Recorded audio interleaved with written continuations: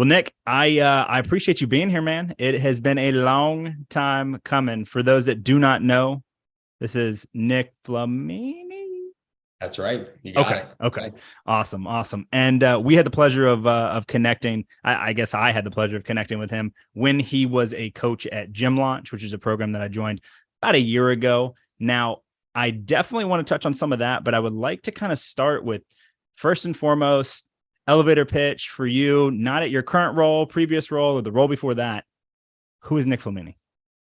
Oh man. So I sometimes I'm not even sure because I think my life has changed so much on accident, But I think at the end of the day, I'm somebody that at this point in my life, I just want to be useful. I don't care so much about the things that I used to care about. I want to be useful to the people around me. And I think who I'm at my core is just somebody that loves their family. I think that at the end of the day, it's like, for me, that's the way that I view every single day. I take more pride in waking up now. It used to be about work, wake up, hey, don't bother me. Mhm. I have my morning routine, my meditation, my coffee, my cold plunge. Now I wake up, I feed the dogs, I make breakfast and lunch for my fiance before she goes to work. I clean the kitchen and then I do that stuff. And the part that brings me the most joy is the first half. And so I think like who I am, I used to be somebody that was infatuated and obsessed with business acumen. And more importantly to note is that I'm already on a rant, but the perception of business acumen rather than the legitimacy of my business success or intellect level. Right. And I think that the biggest thing that like held me back from realizing who I really was just being obsessed with that front facing view to the public rather than, what it even did for me personally. So my long winded answer is just somebody that loves their family, man. That's where I'm at with it over myself.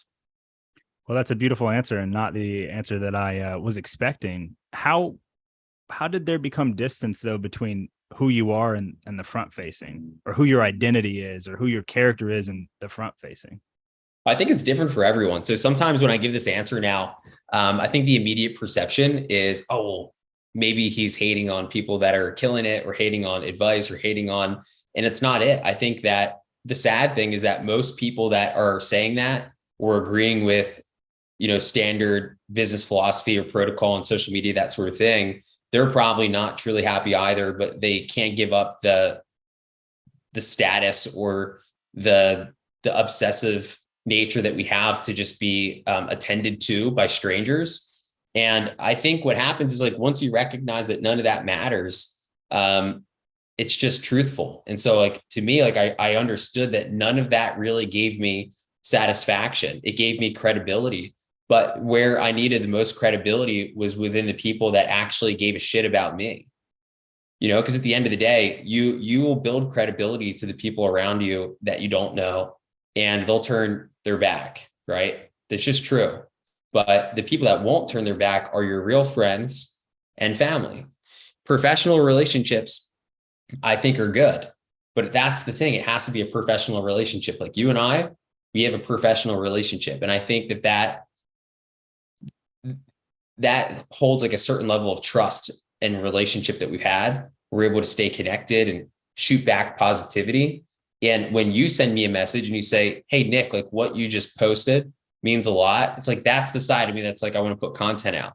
But if I have a video that goes viral and no one that I directly impact or care about has been affected by that, it doesn't mean anything for me. Right. And so like, I think that's the perception, right? Is a lot of times myself, I fell into it and I see other people fall into it. If it's genuine and you really love that, right? You really love this business all the time. And that's all you are. That's all you can talk about.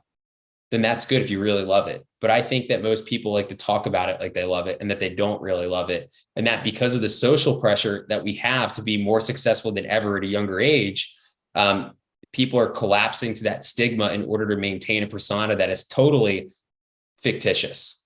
And I have to be vulnerable when I talk about it because I think I do really well. And I think I could do better if I wanted to. And there's certain parts of me that do. They're just driven differently, right? The way that I want to get there is different than the way that I used to want to get there. And so that's the long answer. Yeah. I mean, You got with to that, cut me off, James. You got to cut me off, man. I'm just going to Nick, we know that you can talk. Anyone that knows you knows that you can talk for I sure. can run my beak. That's for sure. I'm a beak runner. So would you say that the way that you said that you're doing pretty well for yourself, right? You're doing well for yourself. You could do more if you were driven more by that, that deep desire to put out more. Now, there was a stint in between leaving GymLaunch in your current place, or maybe while you had already jumped over there, where you were posting a little bit more. I mean, is that something that you're going to uptick again, or is that something that was just like an intermediary for you? I don't know. Okay. I don't know. Because like Okay. the thing, I feel like one of my favorite things to do Mm-hmm. on the business side of things still is to educate. And I like to educate specifically on sales. Mm-hmm. I actually love sales. And the reason is just because I like to help people. Mm-hmm.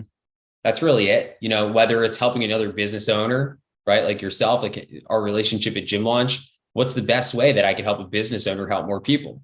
Or what's the best way I can help a trainer help more people? Or right now I work with attorneys at SMB team, and I can talk to you a little bit about my journey there. They're incredible people. And it's like, how do you teach an attorney how to sell? Or how do you sell to an attorney so they can sell and help more people that maybe are going through a divorce and need someone they can trust, or whatever the case is? I think that sales is usually viewed wrong. You know, I think it really is. And you understand that because you have to be a part of it every day. But a lot of people don't. I think it's the one career that everyone could have and do and succeed in, but it's stigmatized as this sticky subject that's not for the masses. And it's really just because 90% of people are horrible at it. When it's done right, the 10% of the time, you're going to be like, that was a great experience, you know? Yeah. And when you learn how to do that, you're never going to feel like you're selling. You're just there to help people. You can do it with high levels of buying and enthusiasm. Where people fall into that trap, though, is I think that when you don't believe in what you're doing or selling, whatever. So yeah, if I'm posting and I love it, it's because I like to educate. Mm-hmm. Right. But I don't like to post on Instagram, and I actually don't like to post on Facebook. And that's something where I do think you have to challenge yourself. Right. Mm-hmm. And say, sometimes I have to be disciplined enough to do the things I don't want to do. But that hasn't been where my battle's been, you know, so I want people to be educated. But I feel that there's a lot of that content already being made that gets the attention that it needs in that category, short term, short form, right? Where I feel like I enjoy the setting more is a conversation like this, or being in front of a team of people that are like, we need to work on this thing, right? If I could have someone create the content for me and drive them in front of the business I work with or anything in the future, I would rather be somebody that facilitates information and coaches people live like this. Maybe like when I was at GymLaunch, right? Like there, or like with what I'm doing now. But the short form content for me, I have a mental block. I just got to get out of the mental block, but I don't know if I'm going to do it. I have no idea. You've been consistent with it. But let me ask you this, Nick. Like, so you're someone that I feel one-to-many live, one-to-one live. You're an animal, absolute animal. Do you feel that it's inauthentic to look at a camera because it's not a person, though? No, I don't think that that's it. I think that my problem is like, it's a personal block. I'm going to say this live on your podcast. There's so much fictitious shit out there that when I do that, I feel like I'm just lumped in with that. There's so much. Can you give me an example? I don't mean to interrupt you, but give me an example. Fucking bullshit. So I'll give you an example. Yeah. Let's use, okay. And his stuff is good. Especially let's say you're someone that's selling high ticket and you've never done it before.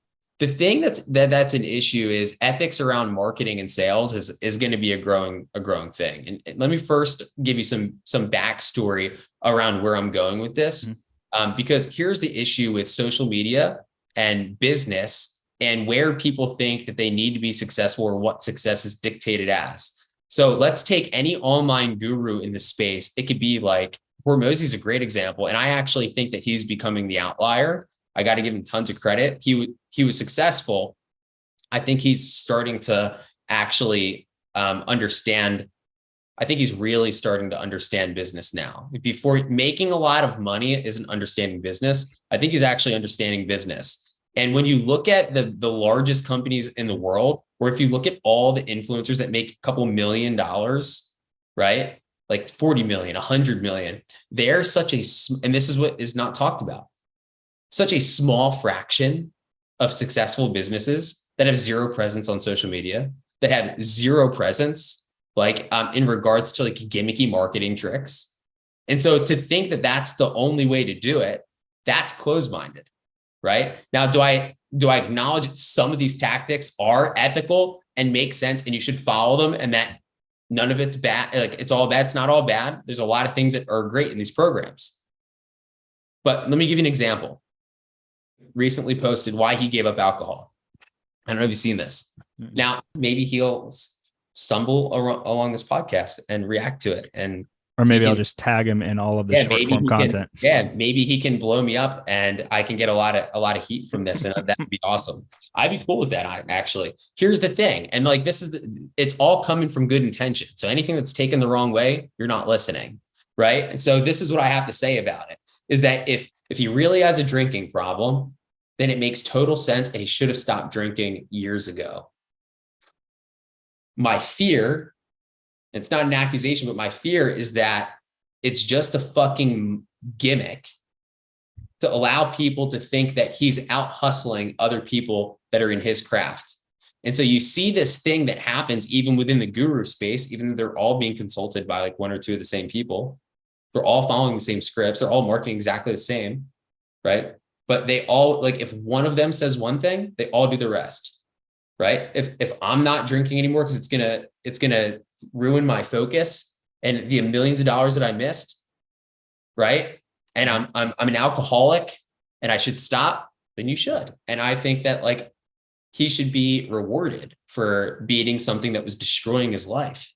So here's my point. If it's genuine, which you can't tell, right? Then great. Because if it was genuine, I'm not really sure that the way that it was delivered had to be delivered that way.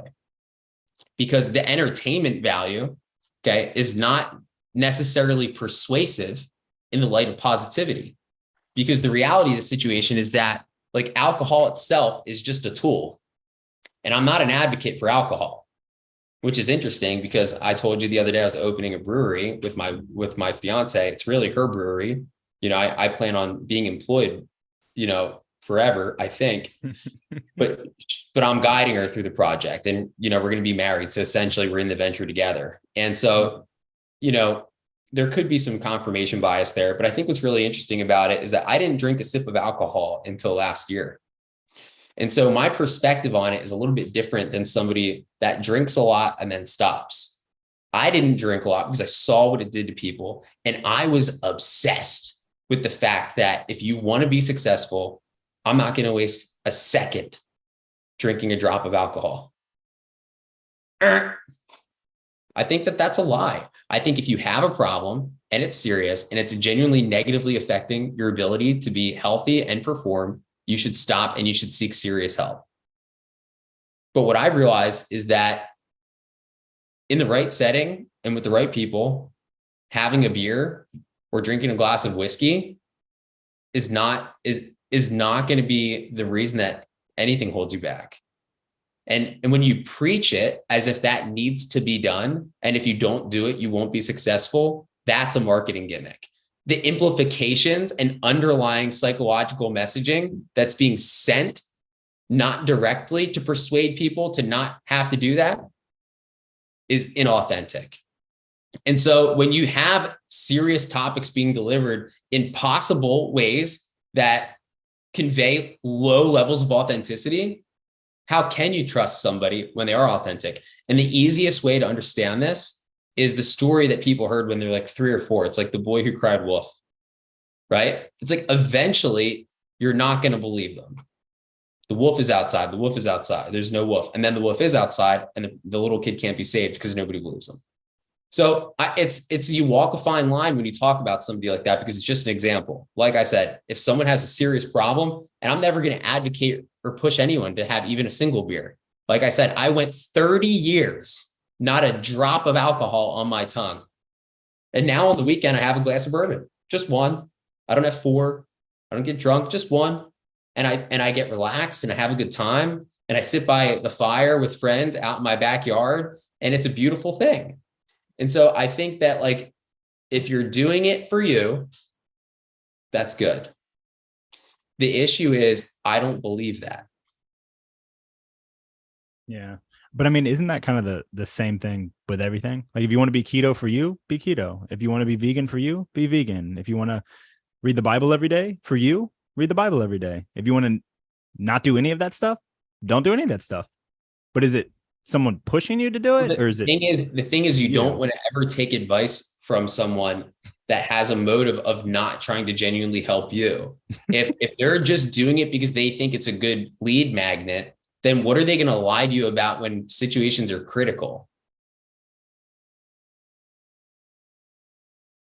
Yeah, that's the thing. And who knows? Like I said, I hate using that as an example. It's the first thing in my head. I just remember seeing it and being like, that is the biggest horseshit thing that I've ever seen in my fucking life. Took me 4 days, right? Took me 4 days to dump out all the alcohol. Come on, man. You know, it's like, that is just, it's a gimmick. And I hope if that's the case, he's got help. And when he gets his 3-month sober coin, or his 6-month sober coin, or his 12-month sober coin, hopefully he celebrates that. But I can guarantee you he won't, because it's probably not true. Yeah. That's the shitty part about all that. Everyone's, you know, how low can you go for the next view, for the next like, for the next piff? How low can you go? What can you do? Who can you undercut? And this is the whole thing where I'm at with everything in my life, is that I think that there's a small percentage of people that can make a tremendous amount of money that way. Mm-hmm. And then I think that there's a high percentage of people that can make even more money than that in a more authentic way that's not marketed as heavily through social media vessels. And that's mentorship. And part of that is luck, right? Like, you have that sort of mentorship that you come across because it pops up on your phone, but then you have mentorship that can come from a colleague or from a friend or from somebody that you're like, hey, who could I reach out to learn about this? And you could call a business and you could say, hey, this sounds really weird, but I would love to sit down with someone on a Saturday morning once a month and learn about how you operate your business. Yeah. Right. And you develop mentorship that way. And I can't even tell you how much more that's done for me than any program that I paid for the same sales script, the same basic business philosophies. And again, they're not bad, but this is what I think. Any entrepreneurs that follow you, that listen to this, have to realize that investing in your education, like that ongoing investment, is important. But the amount of people you see online that make up the rich or saturated like millionaire marketplace are like 0.001% of successful professionals that are actually making $1 million. A matter of fact, the largest, like the biggest, the highest population in the US right now, I think, of small businesses that make $1 million+ a year are like mechanics. So just the juxtaposition here, everyone trying to be like super inauthentic. And we know that it is. We know we're just lead magneting people, bait and switching people, right? A lot of times as high-level marketers in different companies. Like, we can operate that way, or we can also operate in another way where we can not do that and still afford to have the time that we want, still afford to have the relationships we want, still not have to stress about the constant attention that's not required to be successful. You ever look at a mechanic's website? Shit. Old ass WordPress, Dude, maybe not even updated. You got a Google My Business that has a number that might be expired, and you have a brick and mortar location. I think I actually heard that stat recently on like Breaking Points. I don't know if it's a news outlet. I don't know if you listen to Breaking Points. Yeah. And so, and that's why it's in my head, but it's really interesting. Like, if you watch, and none of this stuff is profound. If you watch, or if you read like any books that like the McKinsey and Company puts out, okay, they're like one of the largest consulting firms in the world. They won't even take on a client that doesn't do under $1 million. You want high level consulting? It's not coming from your marketing guru. The McKinsey and Company won't even take a client that's not already doing $1 million. And so my point is that it's easy to help a business that's failing. It's really hard to help a business that's already doing well, right? And then that's what you want to look at. It's like, how do you replicate that? How do you sit down with the consultant at the McKinsey and Company and say, hey, how are you actually growing firms? How are you actually not risking the Better Business Bureau like rampaging your client's sites from marketing tricks, gimmicks, not refunding from delivering? Like, this is all the shit you see with high ticket programs. And so here's the truth. I think most of those programs, because I'm ranting on it now, and I think this is important for the audience. Most of these programs actually have good intention. I actually believe that. And I think that the people that are running these programs have good intentions. I believe that. What I also believe is that they're so far gone that they don't even realize that their business, even though it helps maybe half the people come in, is also half a scam. And if they compare it to businesses that are not doing nearly any of the type of marketing that they're doing, that are doing 100 times the revenue, they would probably be doing better. The truth is, it's really easy to scam people that are desperate. If you look at the clientele that is attracted to the gurus in the fitness space, or in the young entrepreneurship marketing space, or the young like investing space, are they attracting like my father, who's like making $500,000 a year, or whatever? My dad, I have no idea. My dad doesn't make that much, but I'm giving you an example, right? Like someone like my father in his late 50s, still working hard. Or is he attracting a business owner that makes 2 or 3 million already? No, they're attracting young people with no experience that think that it's going to be easy if they follow 4 easy steps. And the cool part is it helps people. The shitty part is you can learn most of this information for free on YouTube, but you'll pay $20K. And again, the intention's there. And these business owners are so far removed from the reality that their $30 million business is a fly on the wall in comparison to the high level shit that's actually out there. It's wild, man. I don't know why no one realizes that. I think it's somewhat like everyone understanding the consequences of drunk driving, and people still choose to do it. People still choose to do it knowing that it's going to be $15,000+ to get out of that. Plus you might injure somebody. Plus you might go to jail. Plus you might not be able to get a job, and people still do it. I'm curious. You've been in the space for a long time. You're at GymLaunch. Now you're at SMB. Can I make a by the way statement? Will you remember what you're saying? Yeah, go ahead. But by the way, GymLaunch is probably the best high ticket consulting program you could be a part of out of all of them. That I know to be true on many levels. Okay. And now, of course, businesses can continue to get better, and I think it can get better too. But they're probably the best out of all of them. Okay. So just think about that. That's what I want you to think about. They're the best. Yeah. That's not a diss. It's a compliment. I like those guys. Dude, I love Sean. Invited him to my wedding. I mean, like, he's a coworker from over there. He's coming. Kale was great to me. Alex and Layla, any interaction that I had with them, there's aspects that you'll always learn, and they're an amazing company, but they're the best. You have to let that sink in. As someone that follows, if you're listening, you follow these gurus, they're the best. It's wild to think about. Just do some research. The amount of entrepreneurs that make 100 million or more in the first 6-7 years of their business that didn't do things the way that high ticket companies online do them. Crazy. Yeah. That's good and bad at the same time, them being the best.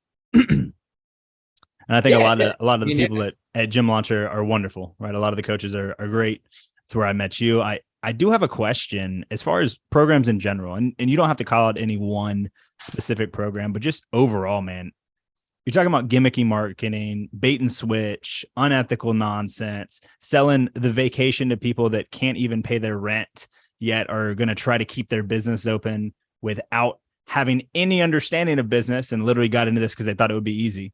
I mean, what are some of these offers? What are some of these front end bait and switches, lead magnets, et cetera, that you think are really driving the ethics down, that if we're abandoned and a new solution was proposed and across the market, people were actually willing to do that in the best interest of client, things would change?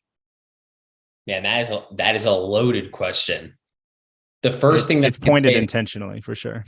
Yeah. The first thing that I could say is the number one problem that happens with offers is people care more about the offer and acquisition costs and less of the client journey and the client success rate. And so when you talk to anybody that has a high ticket business for sales and marketing or runs a real business, okay, that incorporates a lot more than just that and a laptop to do, right? What you have to look at is you have to look at like the companies that make, okay, let's not talk 34 million, 200 million, 300 million. The companies that make billions of dollars, they're not forward centric on their offer. They're forward centric on the customer journey. And so think about all of the negative reactions and you know how there's referrals for business. Mm-hmm. How many people do you think are deferrals? Okay. Deferred. I call them deferrals. How many people are deferrals from not having a good experience? Now, not failing at something, that's different, but genuinely feeling like what you were told or what the program's supposed to do didn't do. And then we're not willing to service that back, whether it's a refund or whether it's another opportunity or whether it's this or that. And you'll see that companies are trying to fix this. Mm-hmm. The problem is when you're trying to fix that, you have to be really, really good. And if you're helping a failed business, you're going to succeed. But if you're helping a business that already has basic business acumen already in place, you're not going to provide any value in this setting, right? With the people that we're talking about. Okay. You're speaking straight to my heart, because before GymLaunch, well, actually in the middle of GymLaunch, I bought into another program. Like, let me speed up this online stuff. GymLaunch doesn't do a lot of online stuff. The exact thing that you just said is what happened. I spent almost 10 grand that I can never get back, that they wouldn't refund, that the refund policy stated that I had to go through the whole portal in 30 days, which wasn't physically possible. But because I didn't read between the lines, my dumbass, it's nobody else's fault. And it didn't give me what I was looking for. I had zero grounds to get money back. Zero. Well, what's the number one thing all people in the industry or their industry for high ticket marketing and coaching programs pivot towards? Here's the quiz. It's all the same. That's the clue. What do they pivot? What's the first thing they pivot towards? And then there's also a scapegoat statement that's used historically to cover the tracks. And then I'll talk about why it's a good idea for them to do it and also why it's still a scapegoat statement, right? The first thing is the question is, what is the one thing that they all have in common outside of making a lot of money on the business? What other industry is every influencer involved in?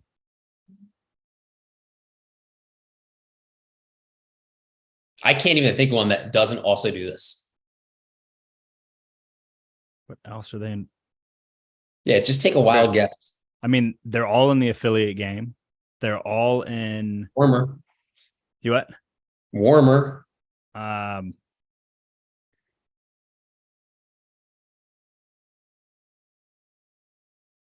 What real estate, brother?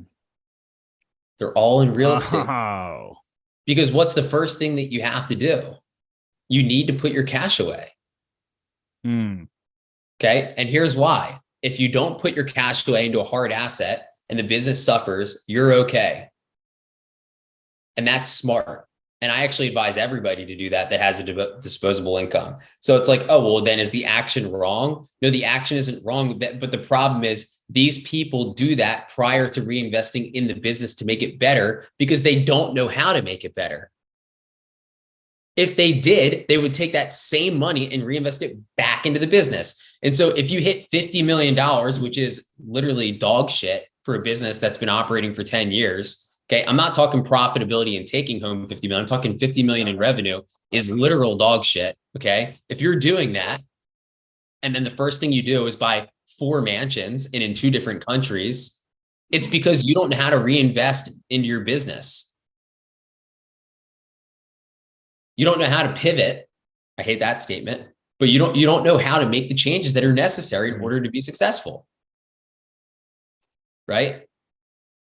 It's just the truth. And you'll see this all the time. If you cared about the client journey, wouldn't you take that, $650,000 down payment on the $3 million house and hire maybe 7 people that know how to run a specific department, that have done it at a high level? I'd be poaching people from Amazon or Google or Apple or like the makeup store, Ulta, like some of these high level executives that understand the customer journey and retention to a degree that's like ninja shit. Yeah. Starbucks, Chick-fil-A.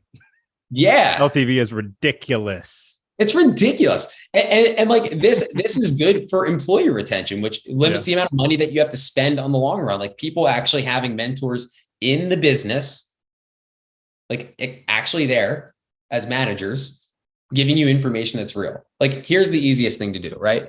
Hey, we're a culture that's the go figure it out culture. Okay, you know what? That's good. And I think that's awesome. But that means that you're the I don't know how to do it culture. Right? If it's the go figure it out culture, you better be paying your employees like a lot of money. Not like 100K, like 300K plus bonus, because you're giving them a C-level role. Like, no, it's not. They're a client success rep. Figure it out. Okay, dude, I'm going to go figure it out with like a biotech company that has their shit together, and they're going to give me way more. Right? Because the truth of the matter is, again, most of these guys, they know how to take money. They don't know how to fulfill it.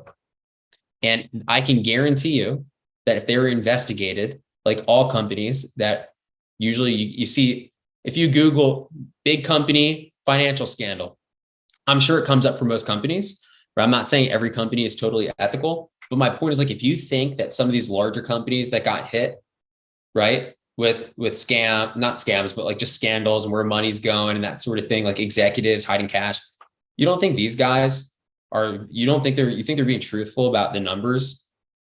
Oh, 84% success rate. Dude, not true at all.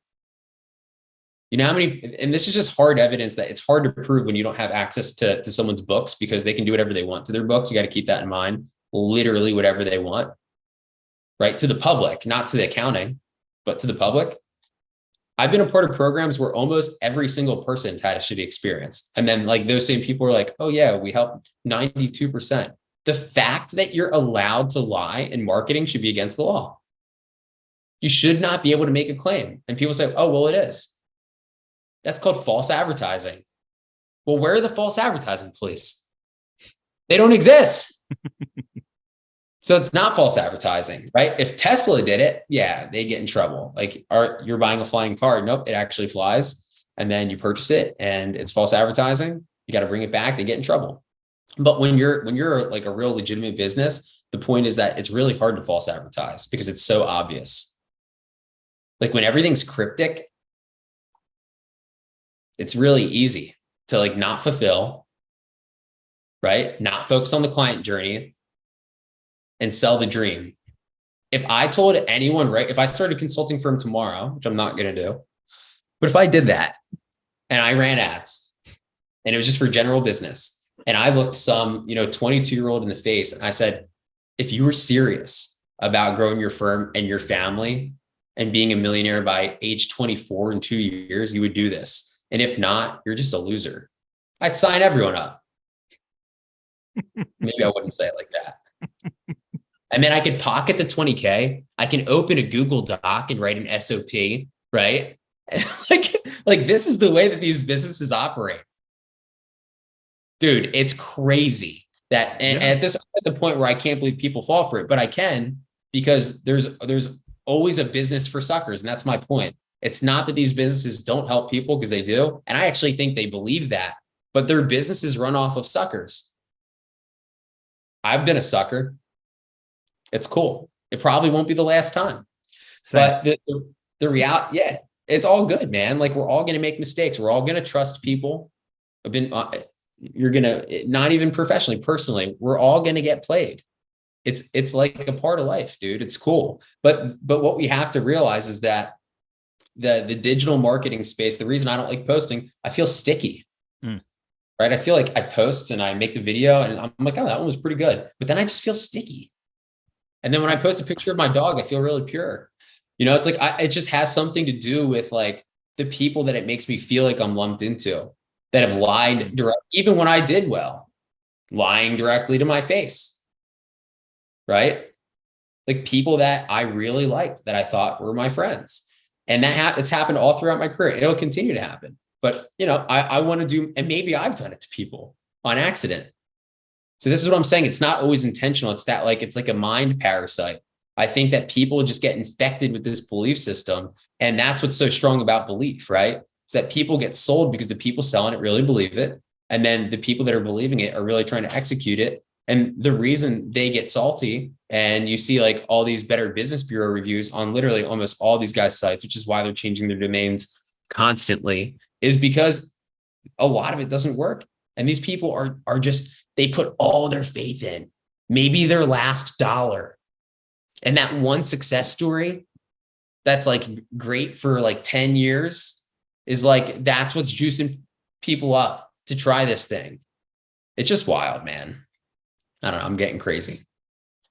No, you're not getting crazy. And I don't know. I might push back on you feeling sticky by posting something that makes get it. you Wash like it off other of me, people. dude. Wash But it off. because I think it's this. I think that that the average consumer. I don't think it's that you feel like them, because I don't believe that you feel like them. What I believe is that the average consumer cannot differentiate the two of you. So you will automatically be lumped in. 100%, dude. I hate it. You will, like, no matter what you do, just off glance. You what? That's a weakness. I honestly shouldn't think that way. It's a good challenge. I mean, it's true, because that's me caring about what other people are thinking, when really all that should matter is the intention behind what I'm doing. So yeah, but you're also human, dude. You're not perfect. Like you can't sit here and say that you don't care what anyone thinks. Maybe you don't care what most think. I would say I'm the same way, but it doesn't mean that like one person, even user 276542, that comes from my neck and my whole family, in a post that's about maybe just moving your ass a little bit more, doesn't chip away a little bit. I don't even know who that is. This is what I want to do. I want to like not make bite-sized content every day. Mm-hmm. I want to spend like maybe 6 months just building out modules of everything that you could pay $20K for on the internet, and just put it out there for free. And like, how like some people are like, hey, I've got nothing to sell you. I like actually don't want to sell it. I want to just keep it for free on the internet and just let people realize, or like put it on YouTube, or it's just, I want people to know that the education is free. Like you can go on Coursera.com and you can find cheap courses or free courses, or you can read a book written by McKinsey consultants, right? You can find things that you will learn so much more in an hour than the little things that you can be taught from something that like, and this is the crazy thing too. And then if you want to keep talking about it, we can, because there's actually a lot you could unpack, but there's a lot of other things we could chat about too, is like the sales script. Like everyone uses the same ones. It doesn't even matter which program you join. It doesn't matter. And when I mean everyone, like I'm talking like not even like the gimmicky marketing types. Like anyone that's selling is really just always using the same framework. Discovery. What's the reason? What's the problem? Can we solve it? Right. And then like perspectives and stories to shift people's beliefs on whether or not they can use that solution for their problem. It's not rocket science. And so I think the thing is like, because acquisition can drive your business like a rocket ship, there really is, it's priceless. The thing is, you don't have to pay for it.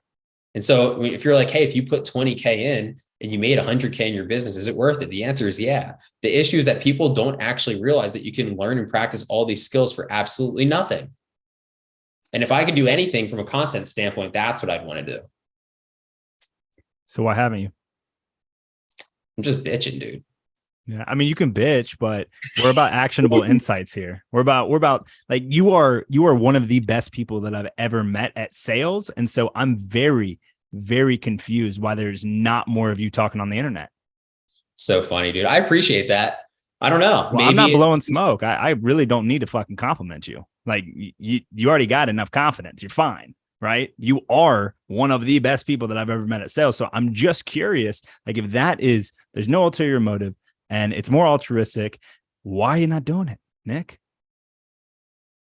It's a great question. And the fact that I can't answer that is like the crowbar just expanded another 3 feet in my head to like get me to do that. Like the leverage point keeps going off. Yeah, I think I need to commit to it. And that's something that I would really enjoy doing. I've thought about, it's like, do I want to write a sales book? No.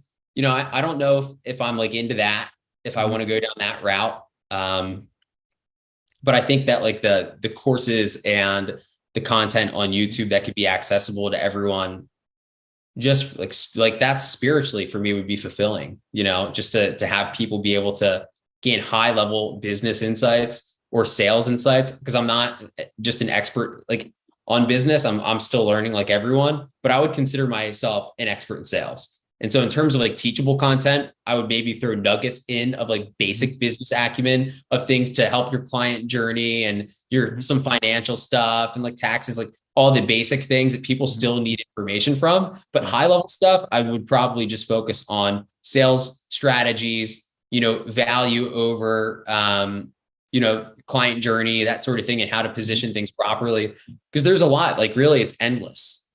Because you have to do one for each avatar, each industry, each, possible proposition, each product. It's just not, it's endless. And I think that's what's really cool about sales. It's just a constant game of mental chess.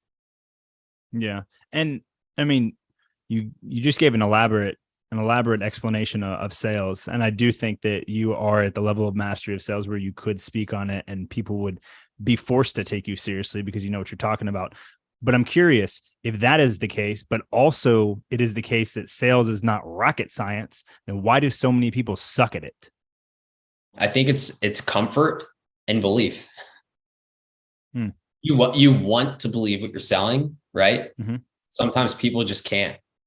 And that's just a limiting belief system in general. Like I'm going to talk in a circle there. So let's just say that you're a personal trainer, do you have are most of the listeners tied to fitness? No, this is going out on 80-20. So okay. There's a wide variety. I mean, we've had sex therapists all the way over to like all kinds of people on this podcast. That's a fun one. But let's use training because you and I can relate to that. Yeah. And it's easy to understand for anyone anyhow.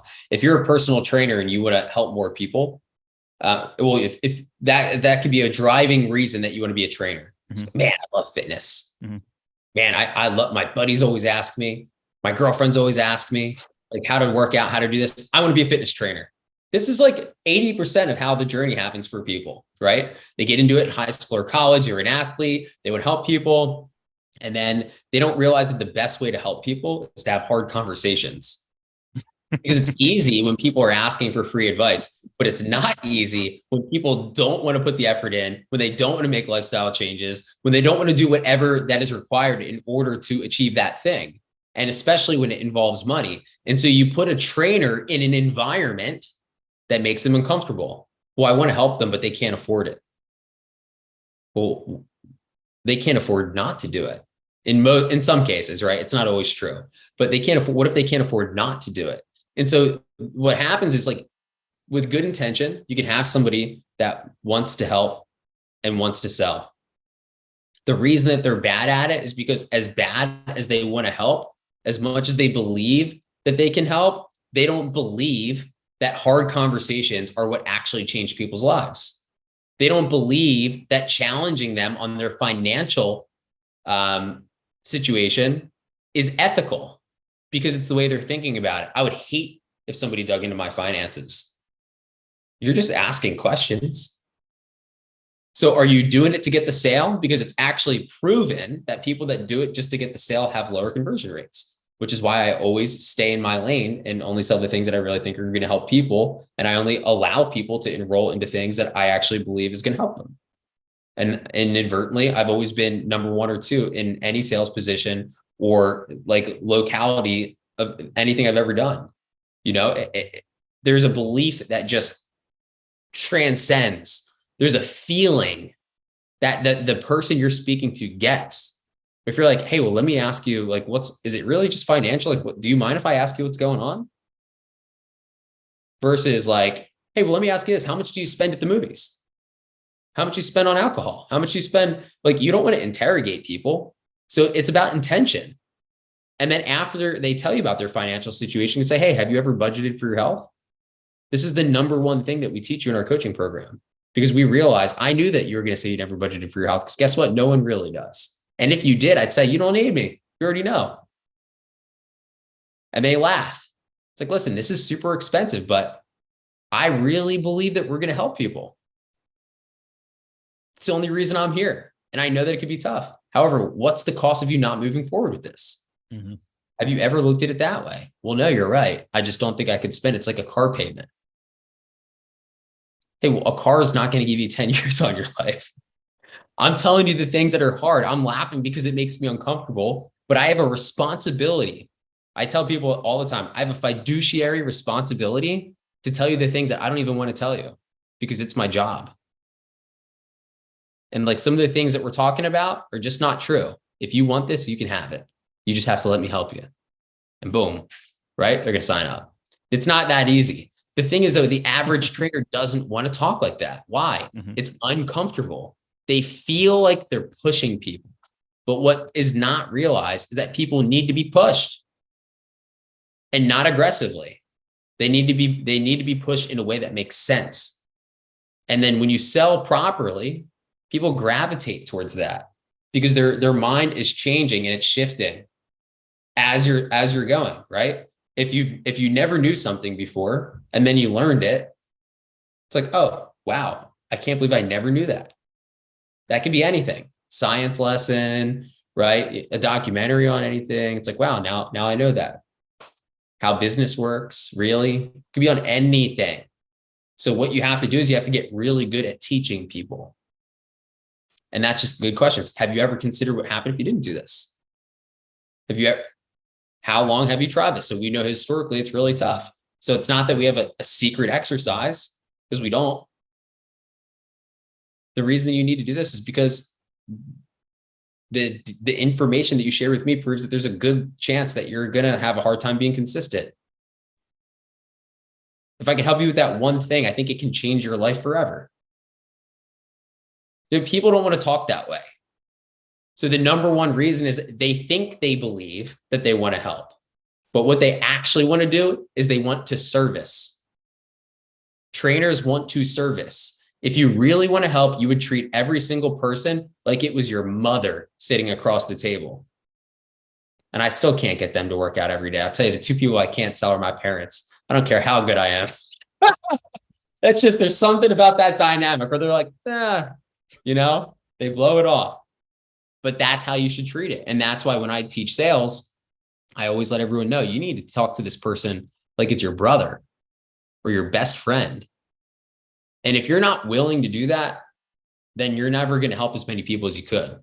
You'll help some people, but you wouldn't have helped everyone that you could have. And that's with conviction and belief. And so the first thing is, like, forget any sales book. Like, don't even read it, because you're going to try things that you literally could not execute, because the fundamentals and the landscape of sales is not even in existence yet. The first level of sales is just believing that you can help people in the first place. Like, literally couldn't even think of one process or category where the person does not benefit from the outcome. And so you have to really understand that. And if you don't care, if you understand it and don't care, it's still not going to be good or great. It can be good, but it won't be great. So you just have to believe in it, and you have to really want to help people. If you can master those things, and it takes practice, it's not a switch. You have to realize that people are okay with those conversations. It's not until you realize it. You're like, man, that was weird. They actually really were receptive to that.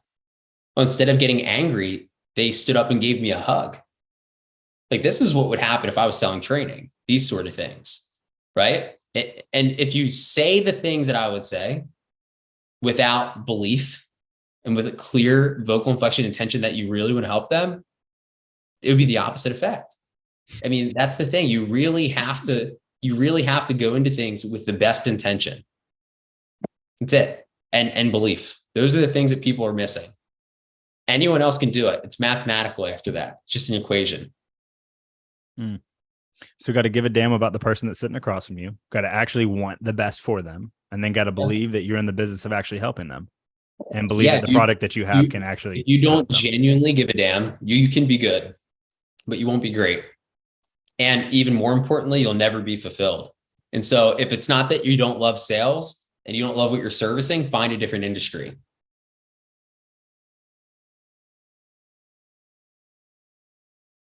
You know, Fair enough. that's what I think about it. Fair enough. Well, as far as sales cycle in general, I saw a handful of things popping up that you've shared, you've posted. Your company has that you work with now has posted about the personalization of the sales cycle. Can you talk to me about your thoughts on specifically first, like obviously macro personalization, but yeah, first and foremost on automation for like pre-setting appointment and sales follow-up? there's a lot. And so first off, I'm wearing the sweatshirt now. I work for the SMB team. These guys are just incredible. If you're an attorney and you're listening and you do want to grow your business, we will use real business skills to help you grow your firm. For real, we don't have a guarantee. We don't have discounts. We don't have a front end offer, and we don't need it, right? It's just like, it's very crystal clear. If we can't help them, we'll look at them and say, hey, there's really nothing we can do here. We can't help the situation. Either we don't specialize in that, okay, or we can't give you better than what you already have, and it happens. But the majority of people can do what we use. But as an example, like, I actually think it's important to reflect that, because you have referrals and deferrals. You don't want to bring that person in if you can't help them, because there's 3 or 4 people as a result that will never join what it is that you're doing because of that deferral. It works the same way. You're better off not taking that sale and then being like, hey, they literally told me that I wasn't a good fit. Not arrogantly. They broke it down. They should be like, hey, this is what we do. This is what you have. Here's the number. Like, you might as well get on a call with them and see, hey, you talked to Mike. Like, Mike told me he wasn't a good fit, but you might be able to help me. And you dig into it and it's a perfect fit. Yeah. So that personalization, that personalization definitely makes sense. And deferrals are interesting, because I'm in that exact same position with the program that I joined secondarily. And I've like, literally anyone that's asked me, they've sent people my way knowing that I didn't have a good experience. And every single one of them, I've sent them a voice memo and said, I wouldn't, but you can if you want. Yeah, absolutely. Right. Yeah. You don't listen. I don't even know, but I think the personalization of the sales cycle is important, especially things have become so commoditized, and that's not necessarily a bad thing actually, but you see direct mail coming back, right? Google's going to be baby. Yeah, man. Google's getting rid of third-party data slowly. At least they keep announcing or acting like they're going to. And if that happens, advertising is going to become tougher. All these businesses are going to collapse, dude. The shitty ones we talked about, because they're not going to know what to do. They're not even going to exist. And then the car mechanic is going to be, with no business experience, is going to be making way more money than that. And it's going to be frigging hilarious. I think there should be a stand-up bit about that. Anyway, the thing to look at is like, well, how can you make things not feel personal, but be personal? And you can leverage both technology and like surveyed information or questions in order to get that to customize the buying journey. And so one of the things now is like, you can look at intent data. Okay. You can look at intent data and you can find ways to say, hey, this company is actively seeking or searching for this product, service, or person to fill even a role, like if you're a recruiter. And you could literally just send an email. Hey, my name's Nick. From the SMB team, I see that you're currently looking for digital marketing services, right? What is it exactly that you're looking for? I would be happy to get on a call to see if there's a way that we could help you. It's very clear to me that this is something that you're actively seeking, and wanted to see if you're opposed to a conversation, just open that business relationship up, whatever, however you want to say it, in an email. And I would say 1 out of 10 times you'll get a response.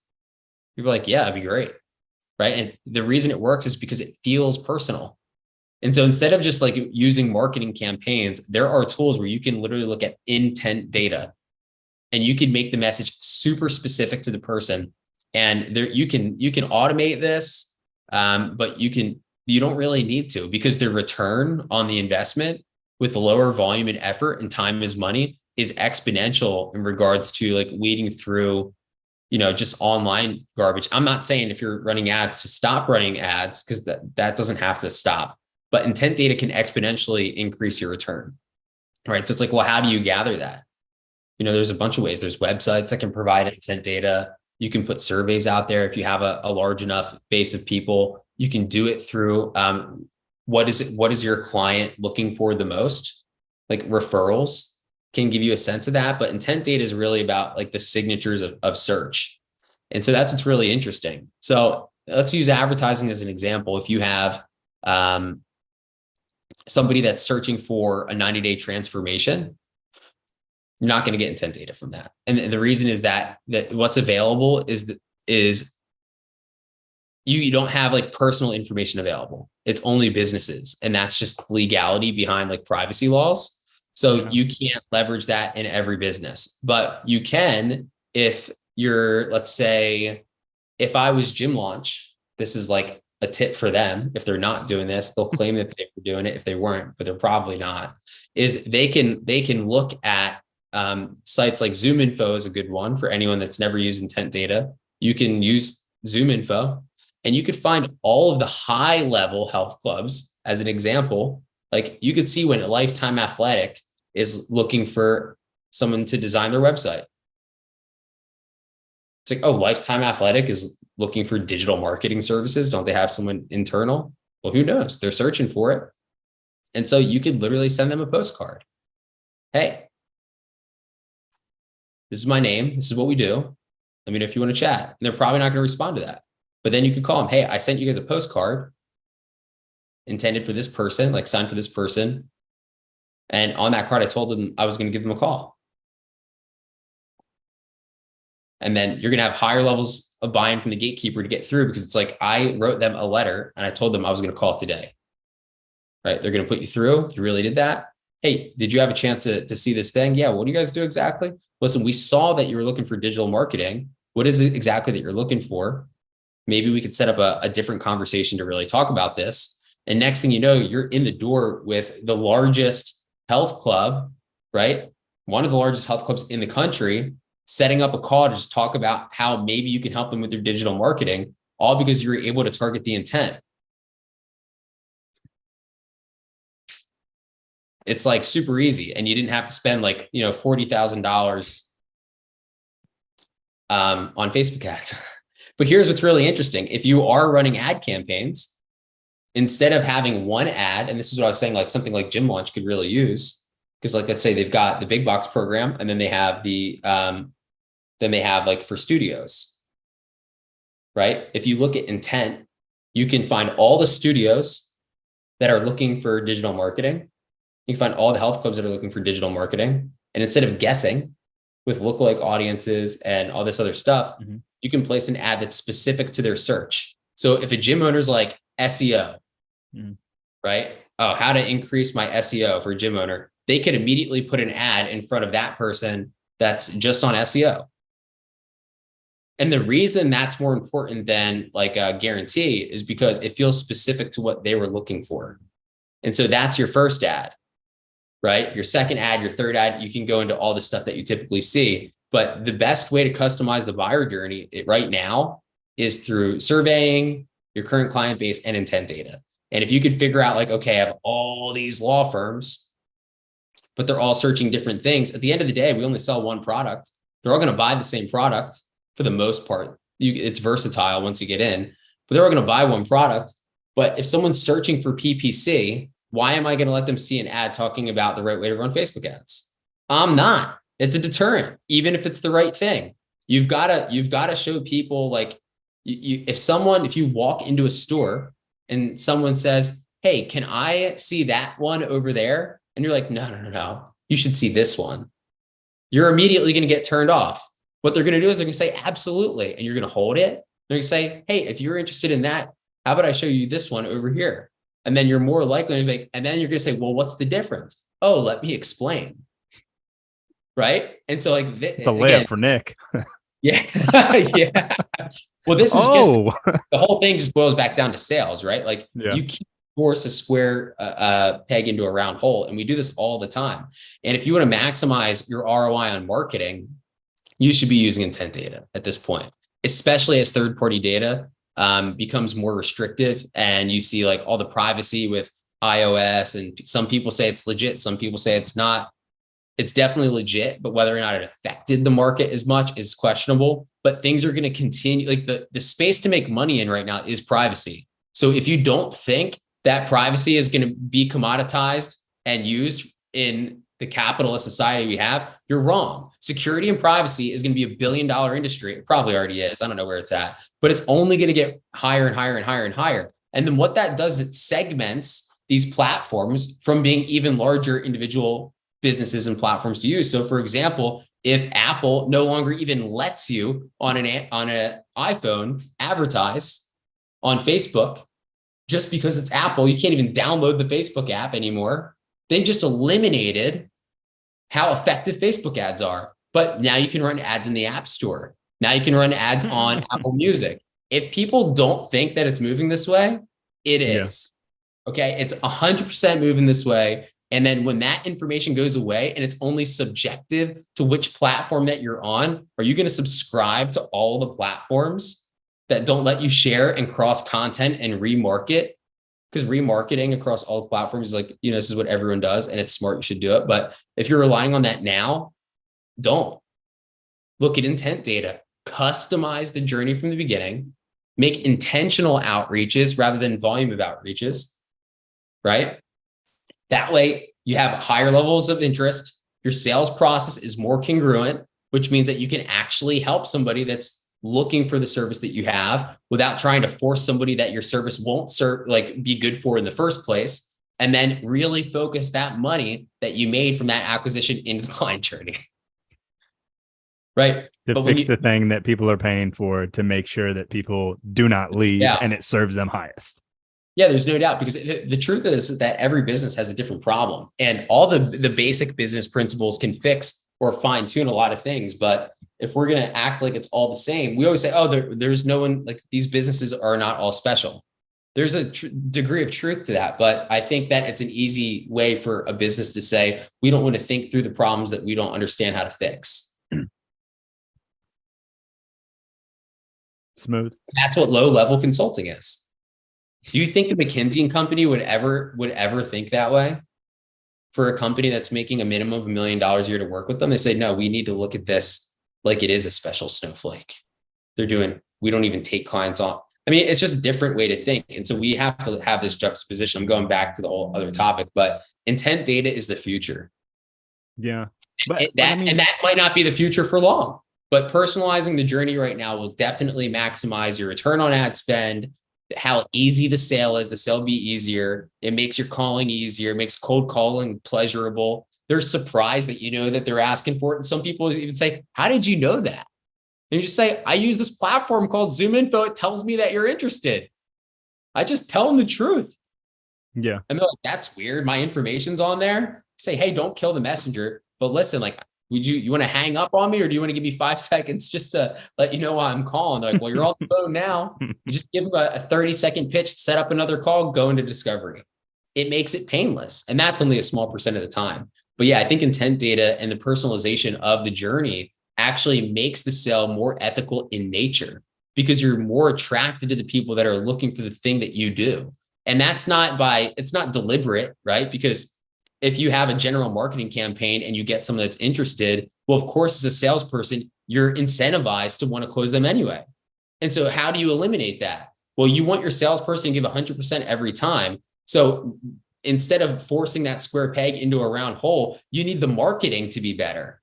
And that's not easy. I'm not saying it is, right? But one way that you could do that is by leveraging intent data to attract more clients that are actually more likely to buy in the first place. And then if you take those same sales principles, the sale doesn't become easier, right? You get better fit clients, more referrals, less deferrals, softer transitions, not easier sales, but softer transitions, and usually a better client experience. So I'm just wrapping it full circle.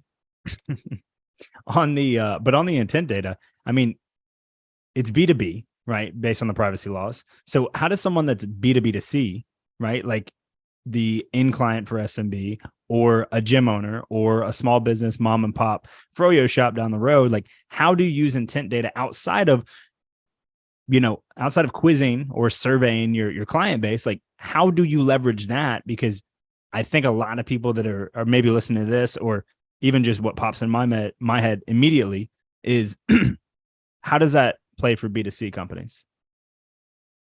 It's tough. B2C is tough because the thing is, like, intent data only works primarily because you can get that business to business information, because you can't get consumer behavior on like what individuals are searching. You really can't leverage that.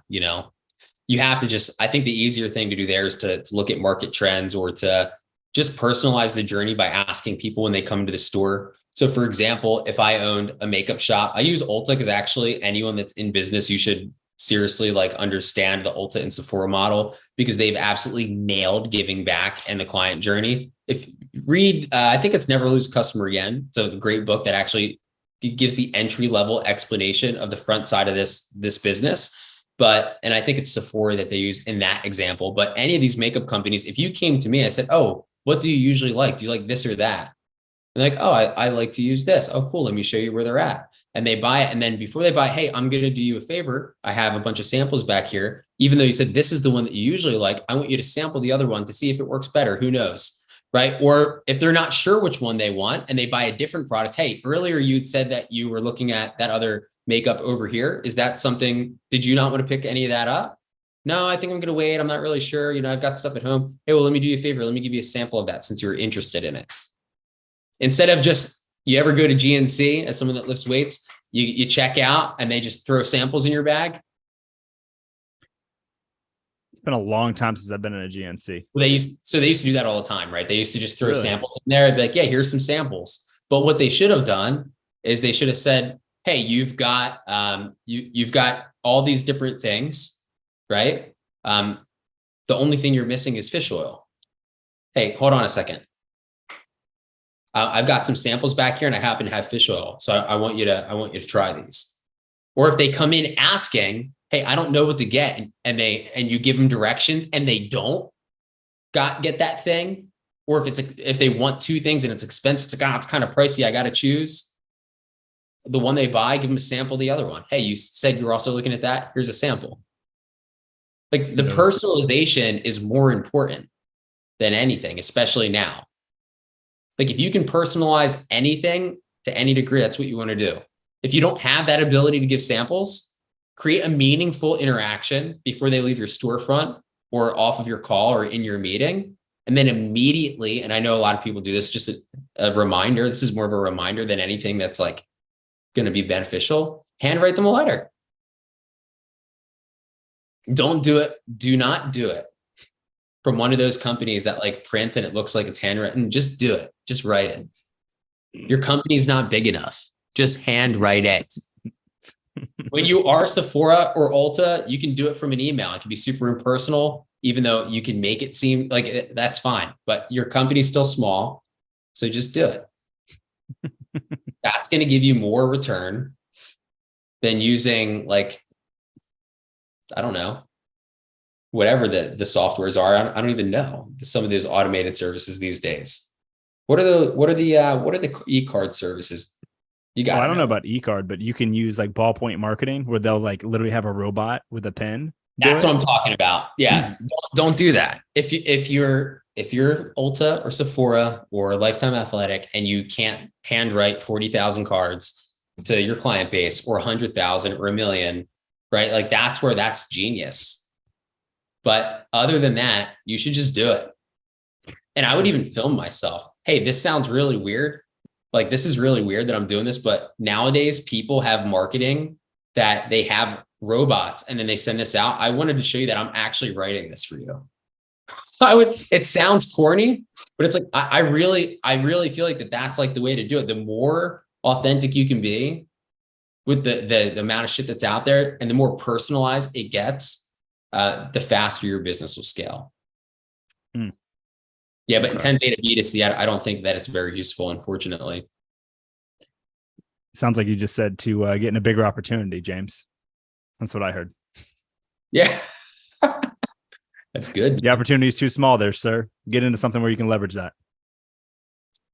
Yeah. I mean, it really is powerful. And dude, I don't know how long it's going to last. I mean, I don't know. Maybe there's like a federal law that gets passed and then you can't use intent data. Well, privacy laws right now are technically like these addendums to what's going on, or they're not addendums, and the lawyers are going to come for me. They're not actually addendums, but like the New York privacy law and the California privacy law that changed the state. Well, I used to be like, prior to moving to Atlanta, I was at a company called Blackfire, and it was Blackfire Social. They had a bunch of subsidiaries. Well, we worked with a company called Demand Insights, and it was all buyer intent data, all hashed, SHA-256, hashed stuff to run campaigns to run. It was all B2B, right? Now, was it that differentiated from other service providers of it? No. We were sold on the dream that it was the cream of the crop, but their dashboard was shit, interface was shit, and data overall, like, we got in front of a handful of people. That was kind of my first, like, weaseling my way into a call with an SVP at Whitecap. It's gotten way better. Yeah. The information accuracy and updates have gotten way better. And it was, I mean, I've used Zoom Info and done the cold calling route. I've used, oh goodness, there's a couple others, like other providers that have data, but like the G2, I don't know if it's called G2. You know what I'm talking about? No. Dude, it's a website. It's a tech website for plugins, and it's a bunch of WordPress stuff.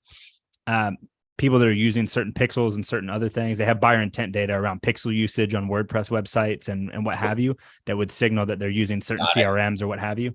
And so that data was always important for who we were trying to go after, of trying to get them hash data around that they could use for marketing. I've never really dipped my toe back in there, but that is definitely an interesting. Yeah, I haven't looked into the marketing side of things as much for a while. So some of what I'm saying is more philosophical. I haven't looked at the technical updates in some time, but I'm using intent data in the sales process. And I can tell you for sure that the journey, the buying journey, the customer journey or client journey, really starts before they're acquired. Right. And so that's when we talk about working on the client experience and fulfillment, that fulfillment really starts from day one before they even enter the program.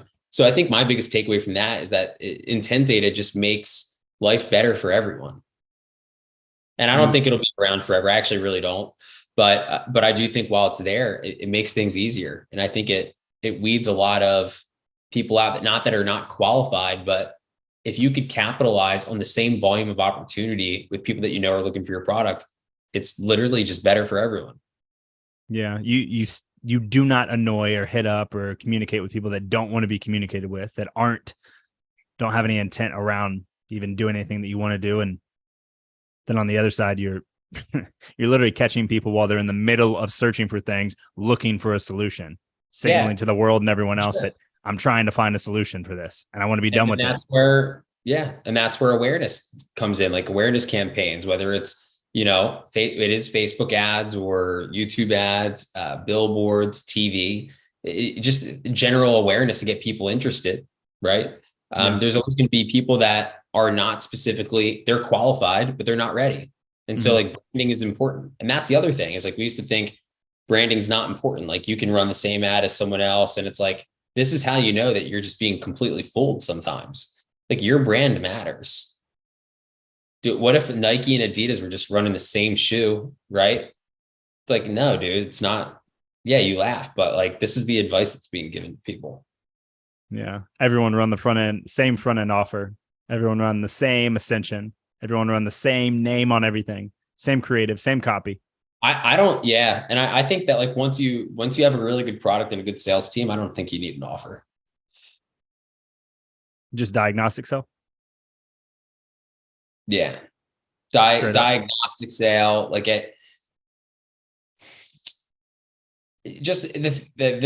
think the point of entry is it is good. And it's not bad to have trials. I'm trying to think through this as we're talking live here, because sometimes I say things and then I'm that's just not true.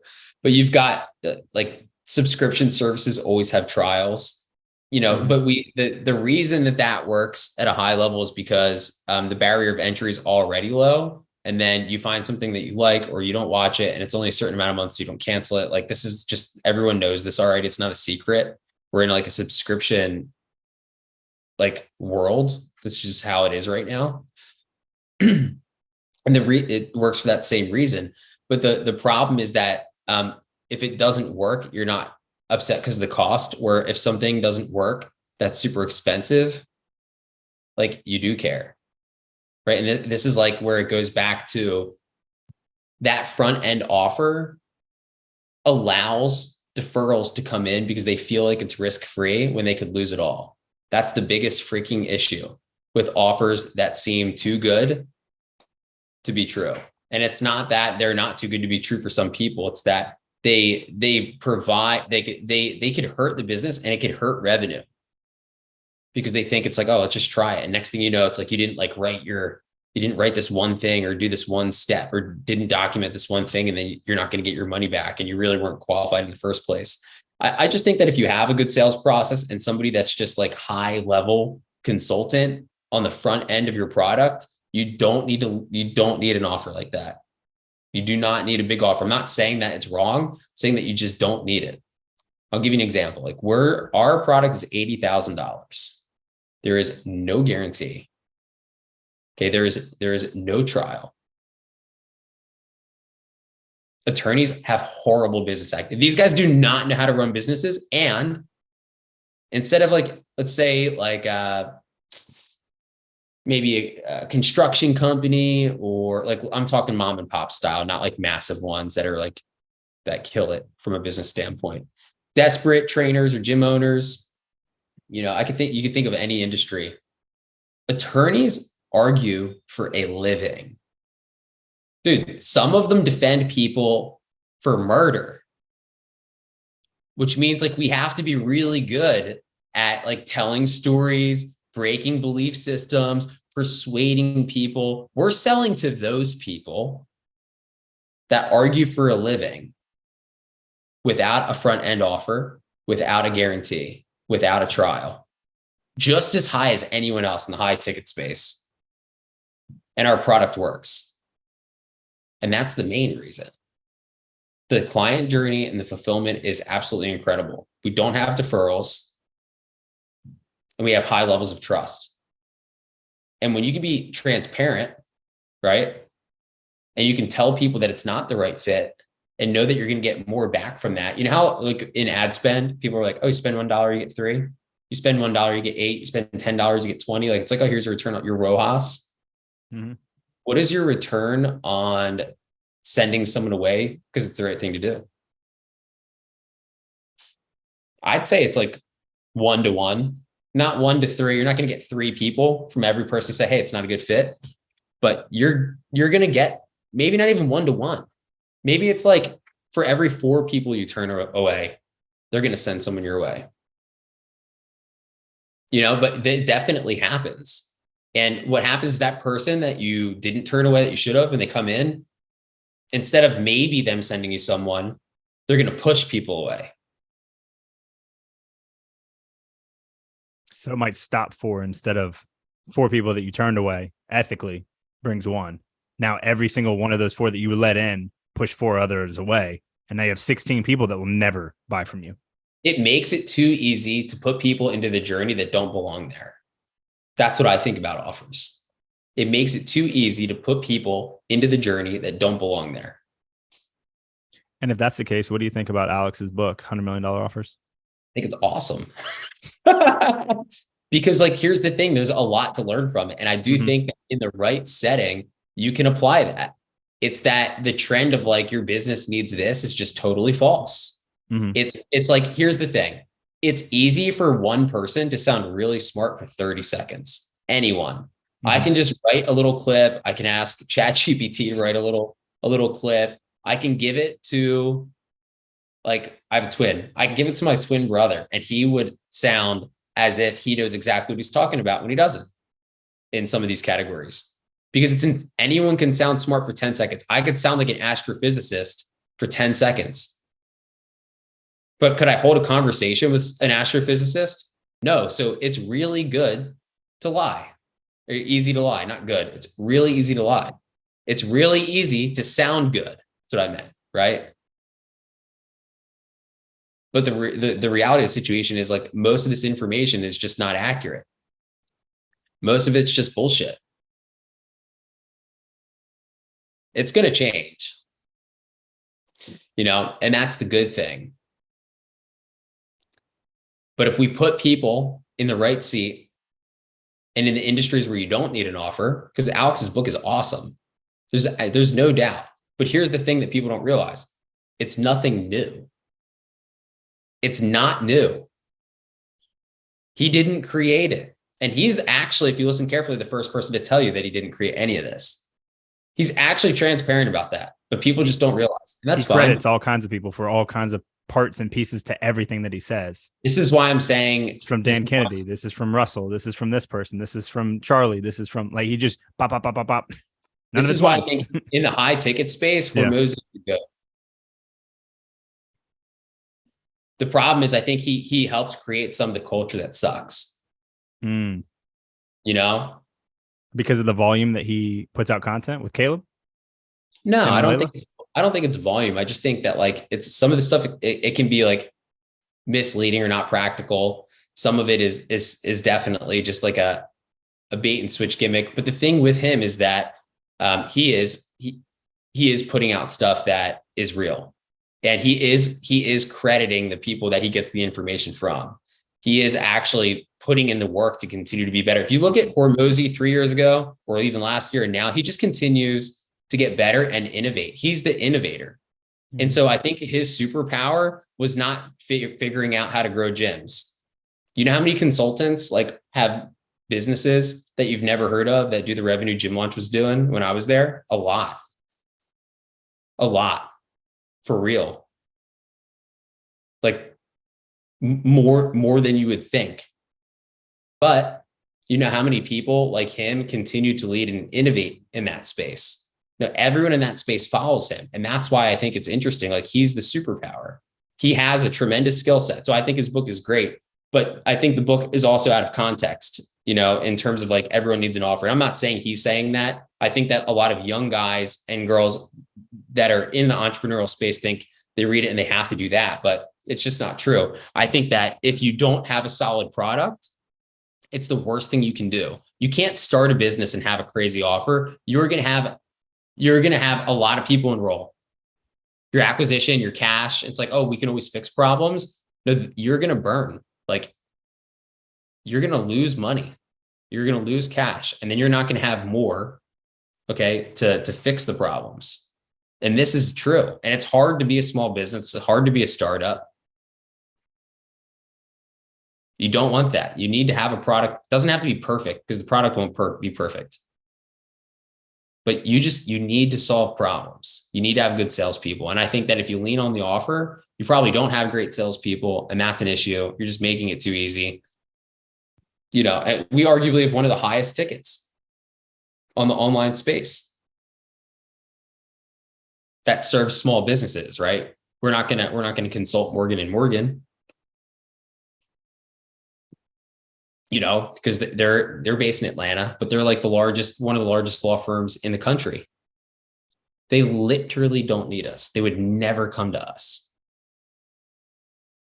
right? We're not even interested in that. That's not our avatar. We work with successful firms doing a couple million a year, not just people that are scraping by failing. We work with successful firms, but there's just certain people that what we do just doesn't make sense. They've already got it figured out. They're basically competition. They're in-house competition. They've got high-level marketers inside, Mm-hmm. Just the truth. So I think that the offer is good. It's good to have that as a tool. I like it better for products than I do services. And I would stay away from it altogether for any sort of marketing and consulting. That's fair. Now, it sounds like you got some respect for Hormozi, but how the hell did you end up at GymLaunch? And how the hell did you not end up on the front end doing sales as opposed to first? Coaching? I have the most respect for Hormozi because again, I think people aren't perfect. And I think that you figure it out as you go. And he's the one person I see in the space that is an innovator, continues to improve. Everyone else is just, listen, if Hormozy literally did anything tomorrow, everyone would start doing it. All of his like competitors that he mentors, right? They would all start doing it. All the people that are in the online space that do all the same stuff for online businesses that he talks to. The best person you could go to, and I don't think that all of it's applicable, and I don't think I'm smarter than Alex, I'm not saying that, but what I know, and if anyone pays attention to this, you'll see, is that if he does anything, they will all jump on it. That's dangerous, okay? Because no people that run billion-dollar companies make big mistakes, right? And so I think Hormozy is the GOAT in that space. And I think if you're gonna believe anyone, he's the person to believe. But what we have to realize is that it's not a religion, right? Nothing that anyone says is a religion. It's not like it's all right, right? It's not all right. What I'm saying on this podcast is not all right. It's about, can you realize that, right? And continue to change. And he does, he continues to change. And so it's like, I think he'd be a great person if you're going to follow someone like that to follow. Mm-hmm. People that are copying will always be a step behind, and they're always going to be even more inauthentic than anyone else that's ever tried something before them. And so go to the source, go to the GOAT. I'd unfollow every other MFer that you follow on Instagram right now. And I would because you're just going to hear whatever he says. Just regurgitated another 14 times. So I was consulting, and I had a gym, and I just honestly couldn't pivot through COVID. I was not like a great digital marketer. Branding, like strategy around marketing was more secondary, but I was teaching sales teams how to sell in the personal training space. And I had a couple accounts left and decided to just, hey, this is not working out. It's a failed business at this point. And I'm not blaming COVID at all. But I wasn't able to get through it. And I decided, well, I can figure out what I want to do for a little bit. Took a few months to decide. And I was familiar with GymLaunch because I was in the fitness space. And I literally direct messaged Alex. And then I got a message from Sean, who now I'm friends with. And he was like, oh, like you're looking to do this. And I was like, I'm trying to find a place that I can provide value to and, really like open the doors and not just be someone that comes in as an employee. Like I was doing this for a living for a little while, and I would like to just come in and give you everything I had. And I have a lot that I can offer because I worked within a space that they did not work within. Okay. Which is like, I did not work with studios. I worked with health clubs. So I was like, I can help you get into larger gyms, and I have a strategy to help you teach gyms like that to grow revenue. And that was my elevator pitch. And then just like any job, it started as a VDR to prove success that lasted like 2 or 3 days. Then I got into sales that lasted like 3 months. And then they helped me lead to open up their department for the big box stuff that you see still going on now. And I think they're doing pretty well with it. I'm not sure. I haven't talked to them for a while, but I'm pretty sure they're still growing that department, which is exciting because there's some good nuggets in there. It's not perfect because obviously I left. And there's a lot that we didn't get to, but they're smart. I think they'll figure it out. And here's the thing. It's interesting. You'll see I think you'll see their fulfillment tighten up and their product to get better than it was, which is good. And they'll probably enroll less people consistently and less people, but at a higher ticket and a longer term. They have like the best thing that could happen was like that investment firm that bought GymLaunch, like the acquisition for Alex. Was that PwC? Who was that? I forget actually. Yeah. They're filling the gaps that they never had because these are people that just deal with acquisition and business transitions. It's a different skill set, which is really like fulfillment, retention, like, all of your back end numbers and money, that sort of thing. I think it was probably great for Alex and Layla, and even better for the business and the clients that are enrolling. So I think that anyone that needed help, because they service gyms that are not doing well, that's who they service. And that's who they should service, because that's what that product is good for. Actually, it's great for it. It's not great for certain gyms, but it's great for gyms that are not doing well. Okay. That don't understand marketing and don't know how to run an ad. It's not high level consulting. It's like, you don't know how to run an ad, dude. This is why you have no cash. Let us teach you how to run an ad. But that's basically what it is. And well, there's more to it than that. I'm not like, I don't want it to come off the wrong way, but it's going to continue to improve because Nick, hot takes. Dude, I know what you mean though. I know what you mean. Yeah. The hottest take is like, you can't have a bunch of failed gym owners teaching gym owners how to grow their business. The sales guys are the rocket ship of any business. But like, if you're a failed attorney, are you going to teach attorneys how to sell or how to run a law firm? No. And so like, we can on the front end get people in, but if the fulfillment sucks, we're going to help half the people out by chance. Right. And so like, that's just the reality of the situation for a lot of these companies. But GymLaunch is in a good position now because they've worked, I think, a lot of those bugs out, and they have that firm with people that have different, probably banking experience, accounting experience, fulfillment experience, journey experience, how to like, actually look at, reinvesting into the cycle of, for your employees for retention and getting them out and doing things. I think that there's probably a lot of consulting going on there to the business now because a firm owns it. But I'm willing to speak freely on that, obviously, but I do want to give credit to, like, I think that's the best thing that could have happened to them, was getting bought. Like, for a long run, for longevity, for not only the clients in there, but then also the business itself. Yeah. And so when how did because like you're on the front end doing sales, you said about 3 months, and then you jumped into just a coaching role for the gym owners. Cause like, that's how we met. I think you were running a daily call, or you were running a boiler room. And yeah, they had, when I was interviewing with them, when I asked for an interview with them, cause I literally didn't even, I don't even remember if there was an application. I literally instant messaged them. They had said, like, we've been looking to get into health clubs. And I said, that is the number one thing I could help you with. I know how to do that.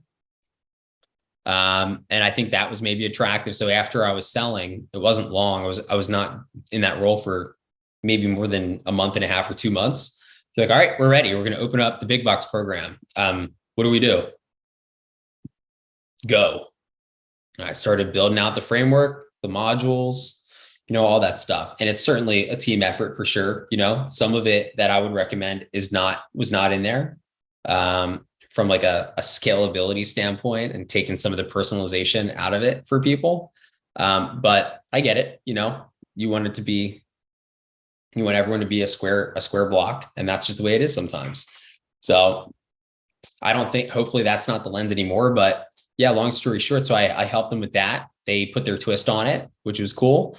And then we opened up that department, and that's it. Yeah. I'm pretty sure it definitely still exists. I know that their front end, they're pushing, I think 95% of people to Inner Circle. Alliance is almost no more. And they dropped their online side. There's like 6 of us total. Yeah. Are you still in there? Mm-hmm. I'm still online. Yeah. And someone in there will probably see this. Blake Hill or Matt Morris or Ari. Dude, I don't care, Dan. Like, the thing is, if anyone's feelings are hurt, like I said, they're not listening. Yeah. Well, they're not. I mean, I don't want to say I love all the guys. I love most of those guys. You don't have to love everybody, dog. There's definitely not, dude. Listen, yeah. You can't. It's just not real. Yeah, you just be inauthentic, like we've been talking about. No, it's okay. Some things can be transactional. I think that's fine, as long as you're professional and honest. The thing is, not everyone's professional, and not everybody is honest. And that's the issue. Okay. So I like I said, Sean, like, if he's listening, I love you, brah. Kale, cool guy. I like Kale. And there's a lot of people there that were great on the sales team, but there was a lot of fuckery in regards to who actually had skills and who did not on the coaching side. It is what it is. Yeah. My gym that I own still every single day has over 800 check-ins. I may be the only person that I think was coaching that had that many check-ins or that level of success as a business owner. 800 The thing is, listen, Goodness. this is not a GymLaunch thing. This is not a GymLaunch thing. You do not leave your business to be employed because you can. You leave your business to be employed because you have to. That's a hard argument, right? If you're going to look me in the eye and tell me that's not true. If my business is thriving, okay, and I'm selling it to be employed, or I'm sorry, not selling it. If I'm keeping it and getting employed somewhere else, why would I not just open a second location? If I'm a business owner and I'm doing well, why am I not working on scaling it? Why am I keeping the business open while trying to have a full-time job? Because you're not doing well. Truth. Or you're doing okay and you still need more cash or want more money and you think it's the best of both worlds and your ego gets in the way and says, I still want to say that I'm a business owner. I don't give a shit. I'm making more money now as an employee and I'm happier than ever. Yeah. And I'm not saying that's right for everyone. I love the entrepreneurial journey and I love the creative thinking and I miss it. And that's true. But I'm also a part of all of that here. And I think that, a lot of times that can be an option for people. Like open that door is all I'm saying when I speak to people, open that door. Or if you are doing well in your business, scale it. And I think it's dangerous when people that don't have a successful business try to teach others what to do because they think it's as easy as repeating 4 steps on a piece of paper. Guess what? You will help some people because some people are doing everything wrong. Some people are doing everything wrong. You can walk into a barbershop and they could have the best people in there cutting hair and they could have no clients because they're doing everything wrong. So you give them the 4 basic bullet points. Holy fuck, just doubled my revenue in 6 months. You know what I mean? That can happen. And that's amazing. But you're not going to go to Supercuts, even though I'm not saying they might have the worst haircuts, but they might have the best. They have pretty shitty haircuts, but they have a great client experience from top to bottom and outside of the haircut. Why do they have the locations they have? Because they understand business probably better than I do. But some things are just obvious. They're not intricate. They're obvious. Yeah. Sometimes the best business owner or the best people at their craft are the worst business owners. But I think it's interesting. I would never teach somebody something that I didn't think that I knew how to teach or that I wasn't successful in. Because then a lot of people do. Dude, they all do. All these programs, all these people that you're talking about that follow Hormozi do the same thing. Yeah. And most of their coaches in there don't have any higher level of skill than the damn clients do. And it's just weird, man. I feel like sometimes I have these conversations, it's that I'm bad talking people. And I'm sure some people would take it that way. But the truth hurts. And there's a lot of legitimacy in that statement. Yeah. But can you even be bad mouthing anyone specifically if you're not name dropping? Legitimately, you're giving archetypes that if someone wants to self-apply, you want to apply that? You want to apply that to what you're doing? Well, then you might be who we're talking about. Legitimately. Well, and that's exactly right. And like I said, the truth hurts. And listen, here's the thing I can tell you. I'll tell you where I failed. I tell you where I went wrong. I could tell you all the mistakes that I've made and I'm cool with it, but I'll also tell you where I do really well and what I've done really well. And I can tell you that as a gym owner, as I've partnered with a gym, a buddy of mine that's in Connecticut, and he kills it. The gym that I helped start still, I'm not a part of it, still kills it. Right? I failed consulting on my own. Really, it was a scaling problem and mismanaging finances. Learned from it, wouldn't happen again. Right? But that's true. But I've had both ends of the spectrum, success and failure. And I've worked with, even though they're not my business, high-level professionals that have scaled programs. One of them was I got to work, and they're still friends of mine. One of the programs is called Thrive. And it's a licensed program from Mike Boyle's functional training program. The business owner is a friend of mine. His name is Bruce. Hopefully he's cool with me talking about this. And I learned so much from them at a young age in regards to understanding, not just the acquisition, because I didn't learn that from them. I learned that from a friend of mine who lives in Florida, but like the retention, the importance on monitoring usage and how to manage and why to have certain meetings. I was so lucky to learn that stuff, even though it wasn't my business. I felt like it was. And to have that high level mentorship, like some of it's just luck. Actually, a lot of what you learn is just luck. It's just the truth.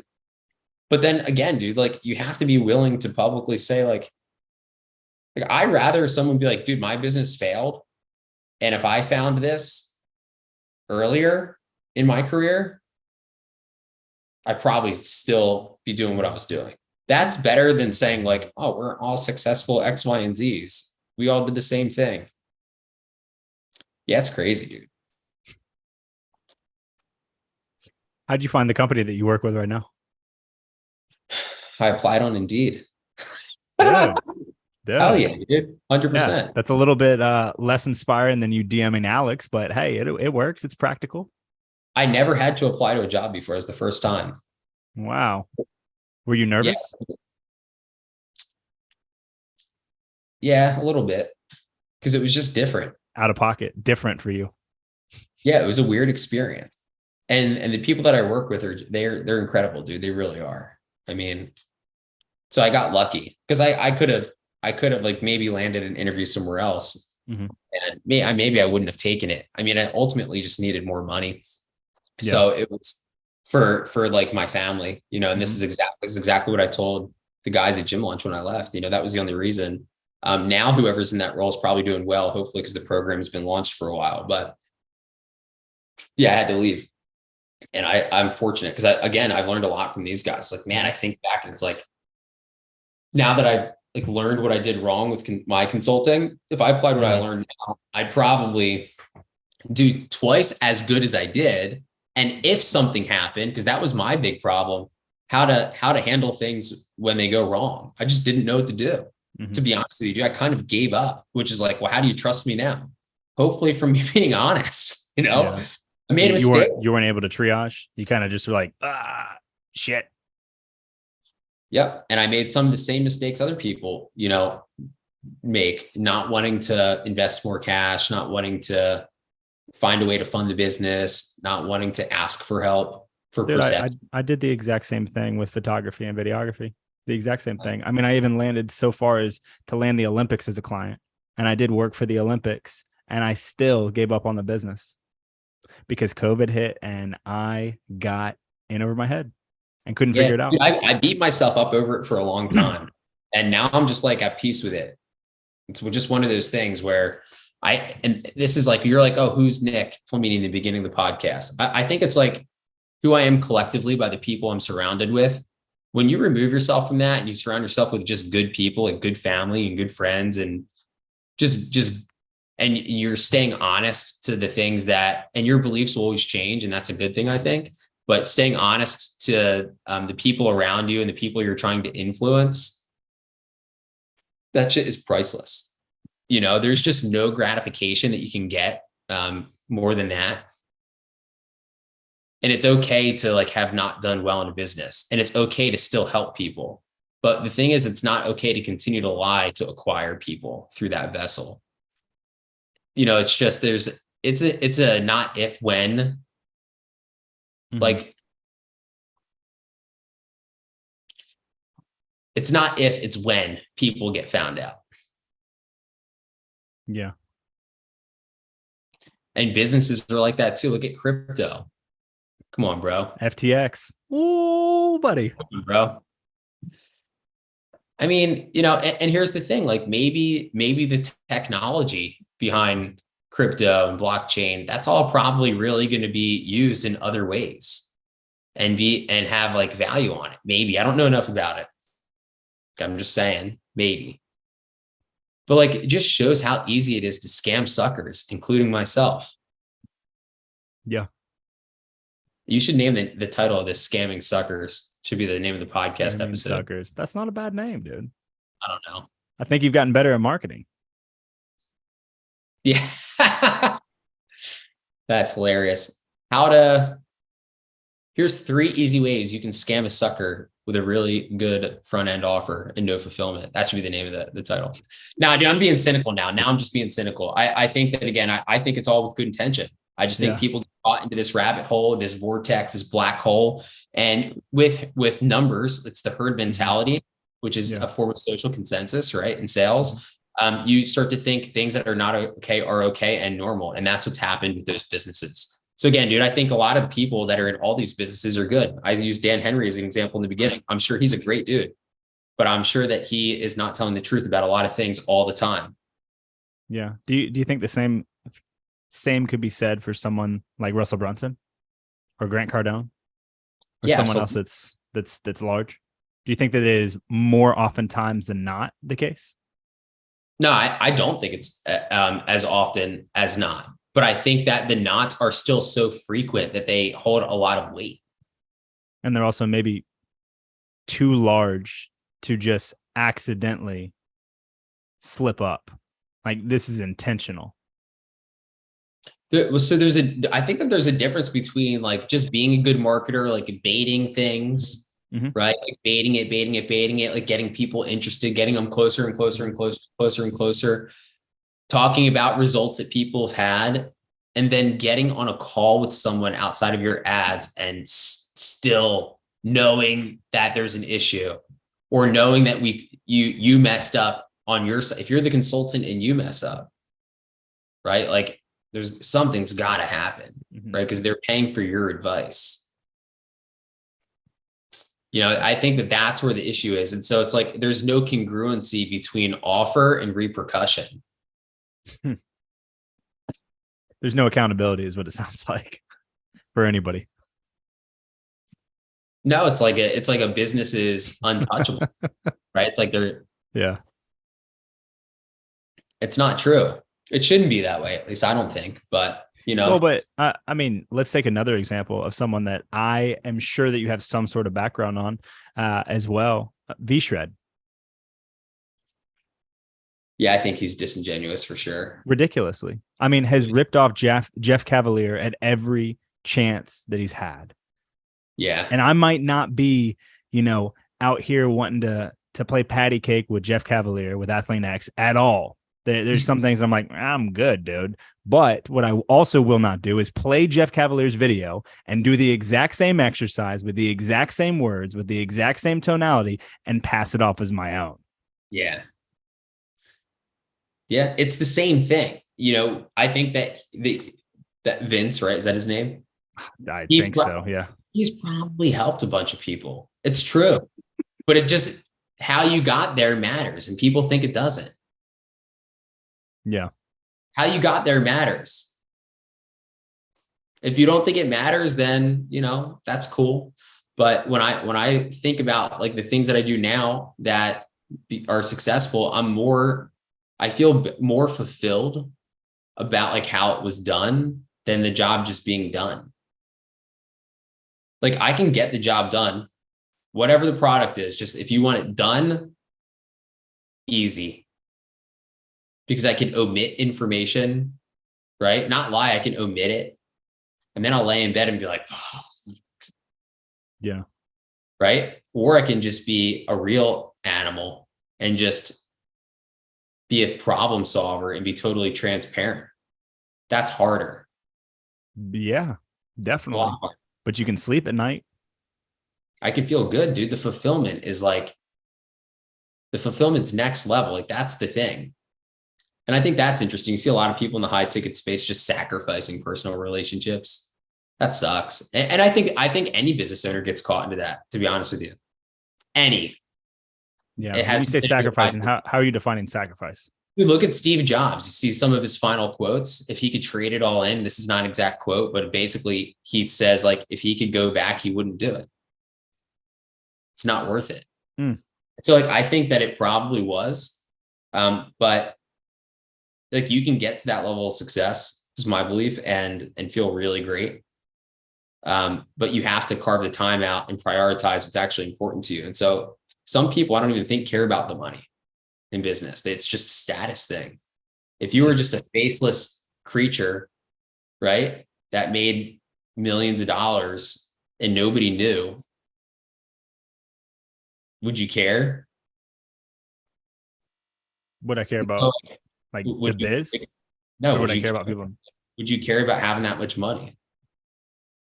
I mean, Most people that exceed the money that they need in order to be happy trade it off for their status in order to be happy, because most of it is an exchange for something that they're missing, which is attention from people that actually care about them. And so, like, when I wake up every day and I make my fiance breakfast and lunch before she goes to work, I give her a foot rub before every night before we go to sleep too. Sometimes she's like, I'm tired, get away from me. Right. And I'm like, no, I got to do it. It's like, I'm doing it. This is something that I committed to. It's like, if you can just build good relationships, go out of your way. I think it's harder for people to be honest and build good relationships to the people they're close with, like, than it is to just take money from people. I actually think it's harder. yeah, Because relationships that you don't sacrifice get, at the first $100, or you don't throw away when it's opportunistic for you to not make even more that, money. you don't get recognized for it, and you shouldn't. Do It's you not get public. Right. I mean, like, if the internet shut off tomorrow, the mechanic's still going to be a millionaire, and he still might have friends. Like, if the internet shut off tomorrow, I can name 20 people that'll have fucking no friends and no money. And so you have to play the game, and you have to think, like, how I do things doesn't matter. And if I had nothing, would I feel fulfilled? I'll feel fulfilled of the time I spent with the people I care about, the gestures that I had. Someone reach out today, a friend, like, for business advice. He's looking for a consultant to market, and I don't do that, anymore. I work obviously with the S&B team.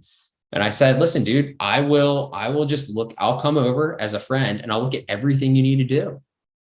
And I'm not going to do it, but I'll tell you what you need to do and what to look for. You can either hire someone, or at least it's transparent. It's going to take me like 3 hours to figure out what he needs. And that's cool. I'm going to go do it next to him at his house. That's the trade-off. Am I going to post it on Instagram? Probably not. Well, I mean, maybe I should make more content, right? Because I think Maybe you should. I think there's a lot of positivity with all this stuff too, but no, well, I probably won't, right? Like, the thing is, you have to think about, like, everything that you do, you have to be willing to do without anyone knowing that you're doing it. There it is. Giving without expectations. Yeah, it can't be just about, like, I think it's better for it to be about money than it is about recognition. I think that's, like, I don't want to say, like, because I don't know where I'm at on the ethical spectrum of that, but when I say more okay, I mean, it's like more genuine. It's more genuine to do it for money. Why do you open a business? Doing it for the money. Right? Then to say, oh man, I just love helping gym owners grow, or man, I just love helping law firms grow, which I think we do. Oh, I just love helping this person grow. And then you destroy people from not being transparent. Now, the best of both worlds is, like, dude, I love the fitness space. I love the gym. That's why I'm here. I had a successful one, probably could have been better. But what's cool is I work with, 30 or 40 other people who have 7-8 years of consulting experience. This is the success we've had. Here's what we've learned. Here's the information we've collected. And now I can help people out that were in the same position I was in, that needed help. And this is why I'm here every day. And so now what you have is someone that's like, I want to make a lot of money, and I also want to help people. So if you have those two things, if you want to do well for yourself, it's cool. I do. I want to make a ton of money, but I also want to help people. Right? If it's just about making money, I think you'll make less in the long term. And I also think that you're going to lose sleep, and your life's going to, and you're going to have to put out videos that aren't real in order to keep that status that you're trying to maintain. I think that, like, a lot of people are just, like, looking for their buddies to be like, dude, that was sick ad. They're not even worried about the return. sometimes. And I'm probably wrong on that part, but it seems so egregious and it's so obvious. Like, wouldn't it be funny if like Apple put out some of the ads that you see? You'd be like, what is Apple doing? They wouldn't. Money back guarantee. If you're not able to use this 23 hours a day without the battery. Actually, I think they do have a money back guarantee. Really? Wouldn't even know. I'd never take something from Apple back. I have 5 Apple products within 2 feet. Yeah, I don't know what their guarantee. They definitely have it on something. And most products have some sort of like satisfaction guarantee. Yeah, I don't know about that. I have Apple Care and they will, no questions asked, repair anything. Send you something new without even asking. Just, oh, you're within warranty. Here we go. Yeah, they will try to get your information off for you. Yeah. I mean, dude, yeah, they will. You're right. Just love people, man. Do the right thing. Definitely something. Push people ethically. Yeah. I push people. Sometimes I'm telling you, my fiance will hear me on a sales call and she'll go, I can't believe you said that. And I'm like, just give it one day. And that person will call me and be like, this is the best decision I ever made. I'm like, I'll only push the people that I know that it's going to help. Yeah. And be transparent with everyone across the board, and especially those that it can't help or it won't help or it wouldn't be best to help. Yeah. I want to maybe I'm going to handwrite letters to all the high ticket companies, and I'm just going to have a QR code on the postcard, and it's going to be a video. This episode. And then I'm gonna launch a marketing campaign. Maybe we'll spend like $30K or something. And it'll say like, here's 3 easy ways to piss off and disrupt everyone in the high ticket industry. And then in that video, I'm going to be like flying on a pig.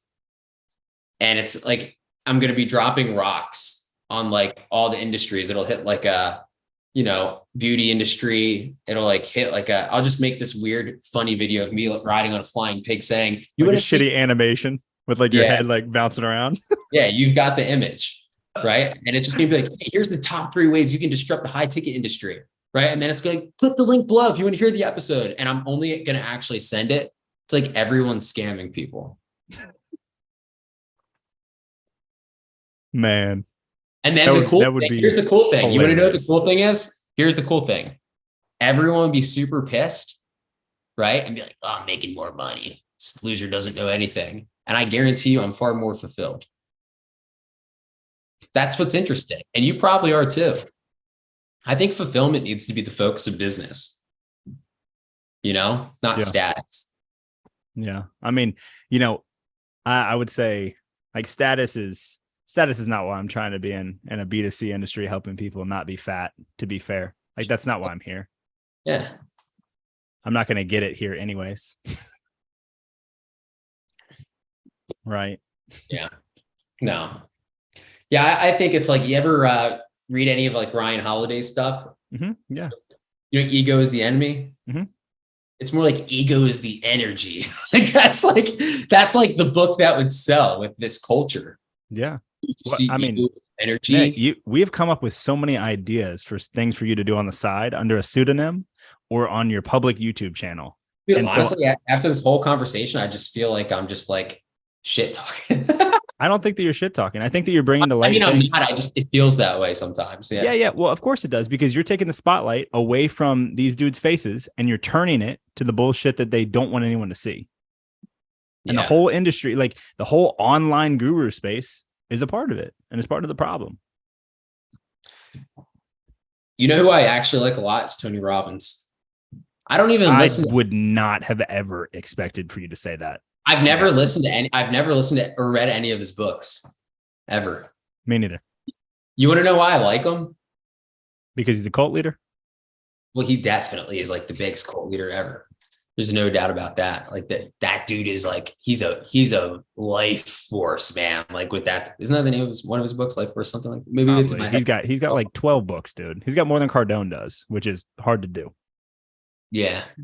Yeah. I like Tony Robbins because I think he's original too. I think he legitimately believes the things that comes out of his mouth. That's what I'm saying. 100%. The big thing is intention. You know what I mean? Like some people, like they'll act like they mean it, but they don't mean it. No. But that's what I think. Like he's original. I Yeah. believe that. I think Yeah. he's original. Well, and he has a cult-like following, like raving fans, people that listen to his audiobooks all day, every He gets day, people to walk on hot coals. and to come up on stage so he can put his hand on their head while he speaks affirmations into them. Like, if that is not David Koresh, I don't know what is, dude. My book, I'm writing a book. It's going to be called Ego is the Energy. And when you come to my seminar, you're not going to walk on hot coals because that's going to be some weak ass shit. We're going to put you in water, like 26 feet under. And the only way you can get out is through a maze. And here's the thing. When you finally make it through, your life is going to feel like a breath of fresh air. Oh, the marketing is on. The marketing is on. The knob is turned. Write these ideas down, bro. And this is actually serious. Where I was going with that is I think like guys like Tony Robbins that are just all they're doing is spewing positivity for like personal like life. It's not really business related. I actually think for some people that can be transformational. For people that have negative self-talk that is internalized and is literally their subconscious. Absolutely. Yeah. But I would argue, and this may ruffle feathers, that the same people that are inspired by that are the same people that are inspired by all of these programs that are online run by gurus that don't have any fulfillment. That's true. I get the best advice from my mom still. Really? My mom gives shitty advice. That is so funny. Yeah, no, I'm serious. I love her so much, but I will never take advice from her because everything is from scarcity. She is Dave Ramsey 3.0. Some of the smartest people I know that are like just normal humans. Yeah. Like next level smart, way smarter than I could be. Like I think about it. Like I'll give you this and then I actually have to get ready to wrap this up. But unfortunately, because I'm having a fun time just chilling now, bullshitting, which I think is what's fun about podcasts. Hopefully people feel like they're just in the room hanging out. Because like that's how it should feel. We'll see in the YouTube comments. I can tell you that. They will definitely come one way or another. Yeah. This is good. So none of that. I won't even read the comments, but you can tell me, text me. I stay away from it. So I'm at peace with it, man. Yeah. The big thing that I'm wondering is like, man, where are we going with that? Lost my train. Tony Robbins. The smartest people are the most normal. Oh yeah. So I have a twin brother and he's like, he says that he's not smart in comparison to other people. I tell everyone he's the smartest person that I've ever met. Like literally meet someone like you have a twin. I'm like, he's actually the smartest guy I've ever met in my life. He's so ethical and it's a good thing, obviously. And I feel like for someone it's just different kind of smart. He's a scientist. Him and his wife are both like in neuroscience or molecular biology. Like PhD side, like education or research? Both of them. And so they're brilliant. And he doesn't study business. So I have the edge on him. But he's just so smart. His critical thinking skills are so good. If he had a business conversation with 80% of the people and not knowing business, just understanding how to think critically, he would destroy them. And so like that's the perspective I always think of is like when you have really smart people in the world, even without business experience, it's that obvious on how bad some of the models are. Because some of the richest business leaders are just enthusiastic, entrepreneurs that create buy-in from people that need that sense of belonging. And so they spend all their time and energy in this thing because it makes them feel good or it gives them false hope or whatever. And you can help some people, maybe not. But like when you have people that have no business experience and they can probably hold a higher level conversation because they understand philosophy, you want to get good at sales, you should read some entry level like Aristotle and Plato, and like you really should, because the whole thing, like if you read it, it's just like a one big argument. Like you'll learn how to think. Like forget like the 90-page free ebook on how to make $1 million.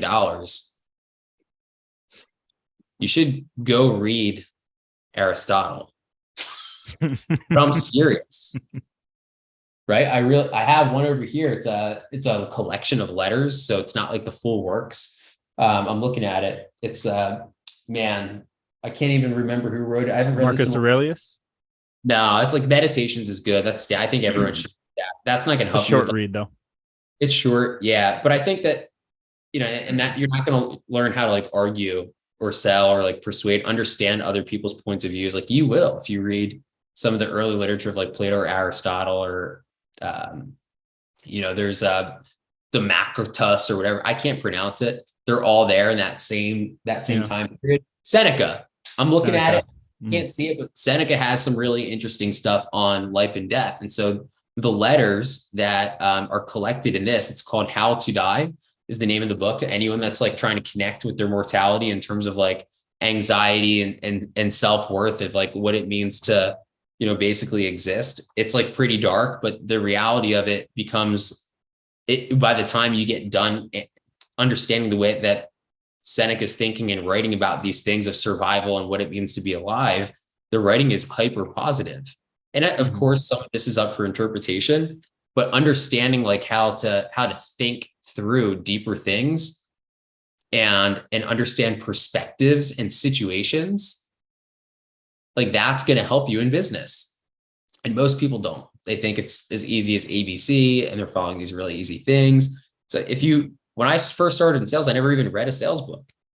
I read like books on psychology and how the brain works, and not trying to be like neuro-linguistic ninja. I just wanted to understand like, what is empathy? What is compassion? What is PTSD? Right? Yeah. What is depression? What is anxiety? I don't think anxiety is bad. I think anxiety is your body telling you to get to it, or if something's wrong that you need to fix, that you're worried about, or that like there's it's your way of saying like, we need to take action on something. We need to talk about something, right? That's the way that I view it. And I think if you want to be really good in business, you should probably start with how people's brains work and read like some classic philosophy. Beautiful ending point there, Nick. Yeah. I greatly appreciate you coming on, man. I enjoyed us kind of weaving serpentine through a handful of things, and also outing all of the guru space. I appreciate that. I will definitely have to they can all they can all come at me. It's fine. No, they won't. I mean, if they do, you know what I would think would be really cool? Oh my God, this would be amazing. We should get on a Zoom call. Yeah. Yeah, dude. Why not? They won't. Get on a Zoom call with them? Yeah. Let's role play sales. I would role play sales with them. It'd be dangerous then. Yeah, it's because it's like, what do I have to lose? I lose, everyone forgets in a week. They lose, and their business goes away. And then this podcast makes sense. They've got everything to lose. We've got really nothing to lose, honestly. No, dude. I mean, you never will if you're being honest, right? So, but all right, dude. Listen, it was great catching up. Yeah, man. And I guess we'll end this. Yeah, I'll go ahead and stop this recording. And I appreciate you being here, brother. All right, man. Talk to you soon.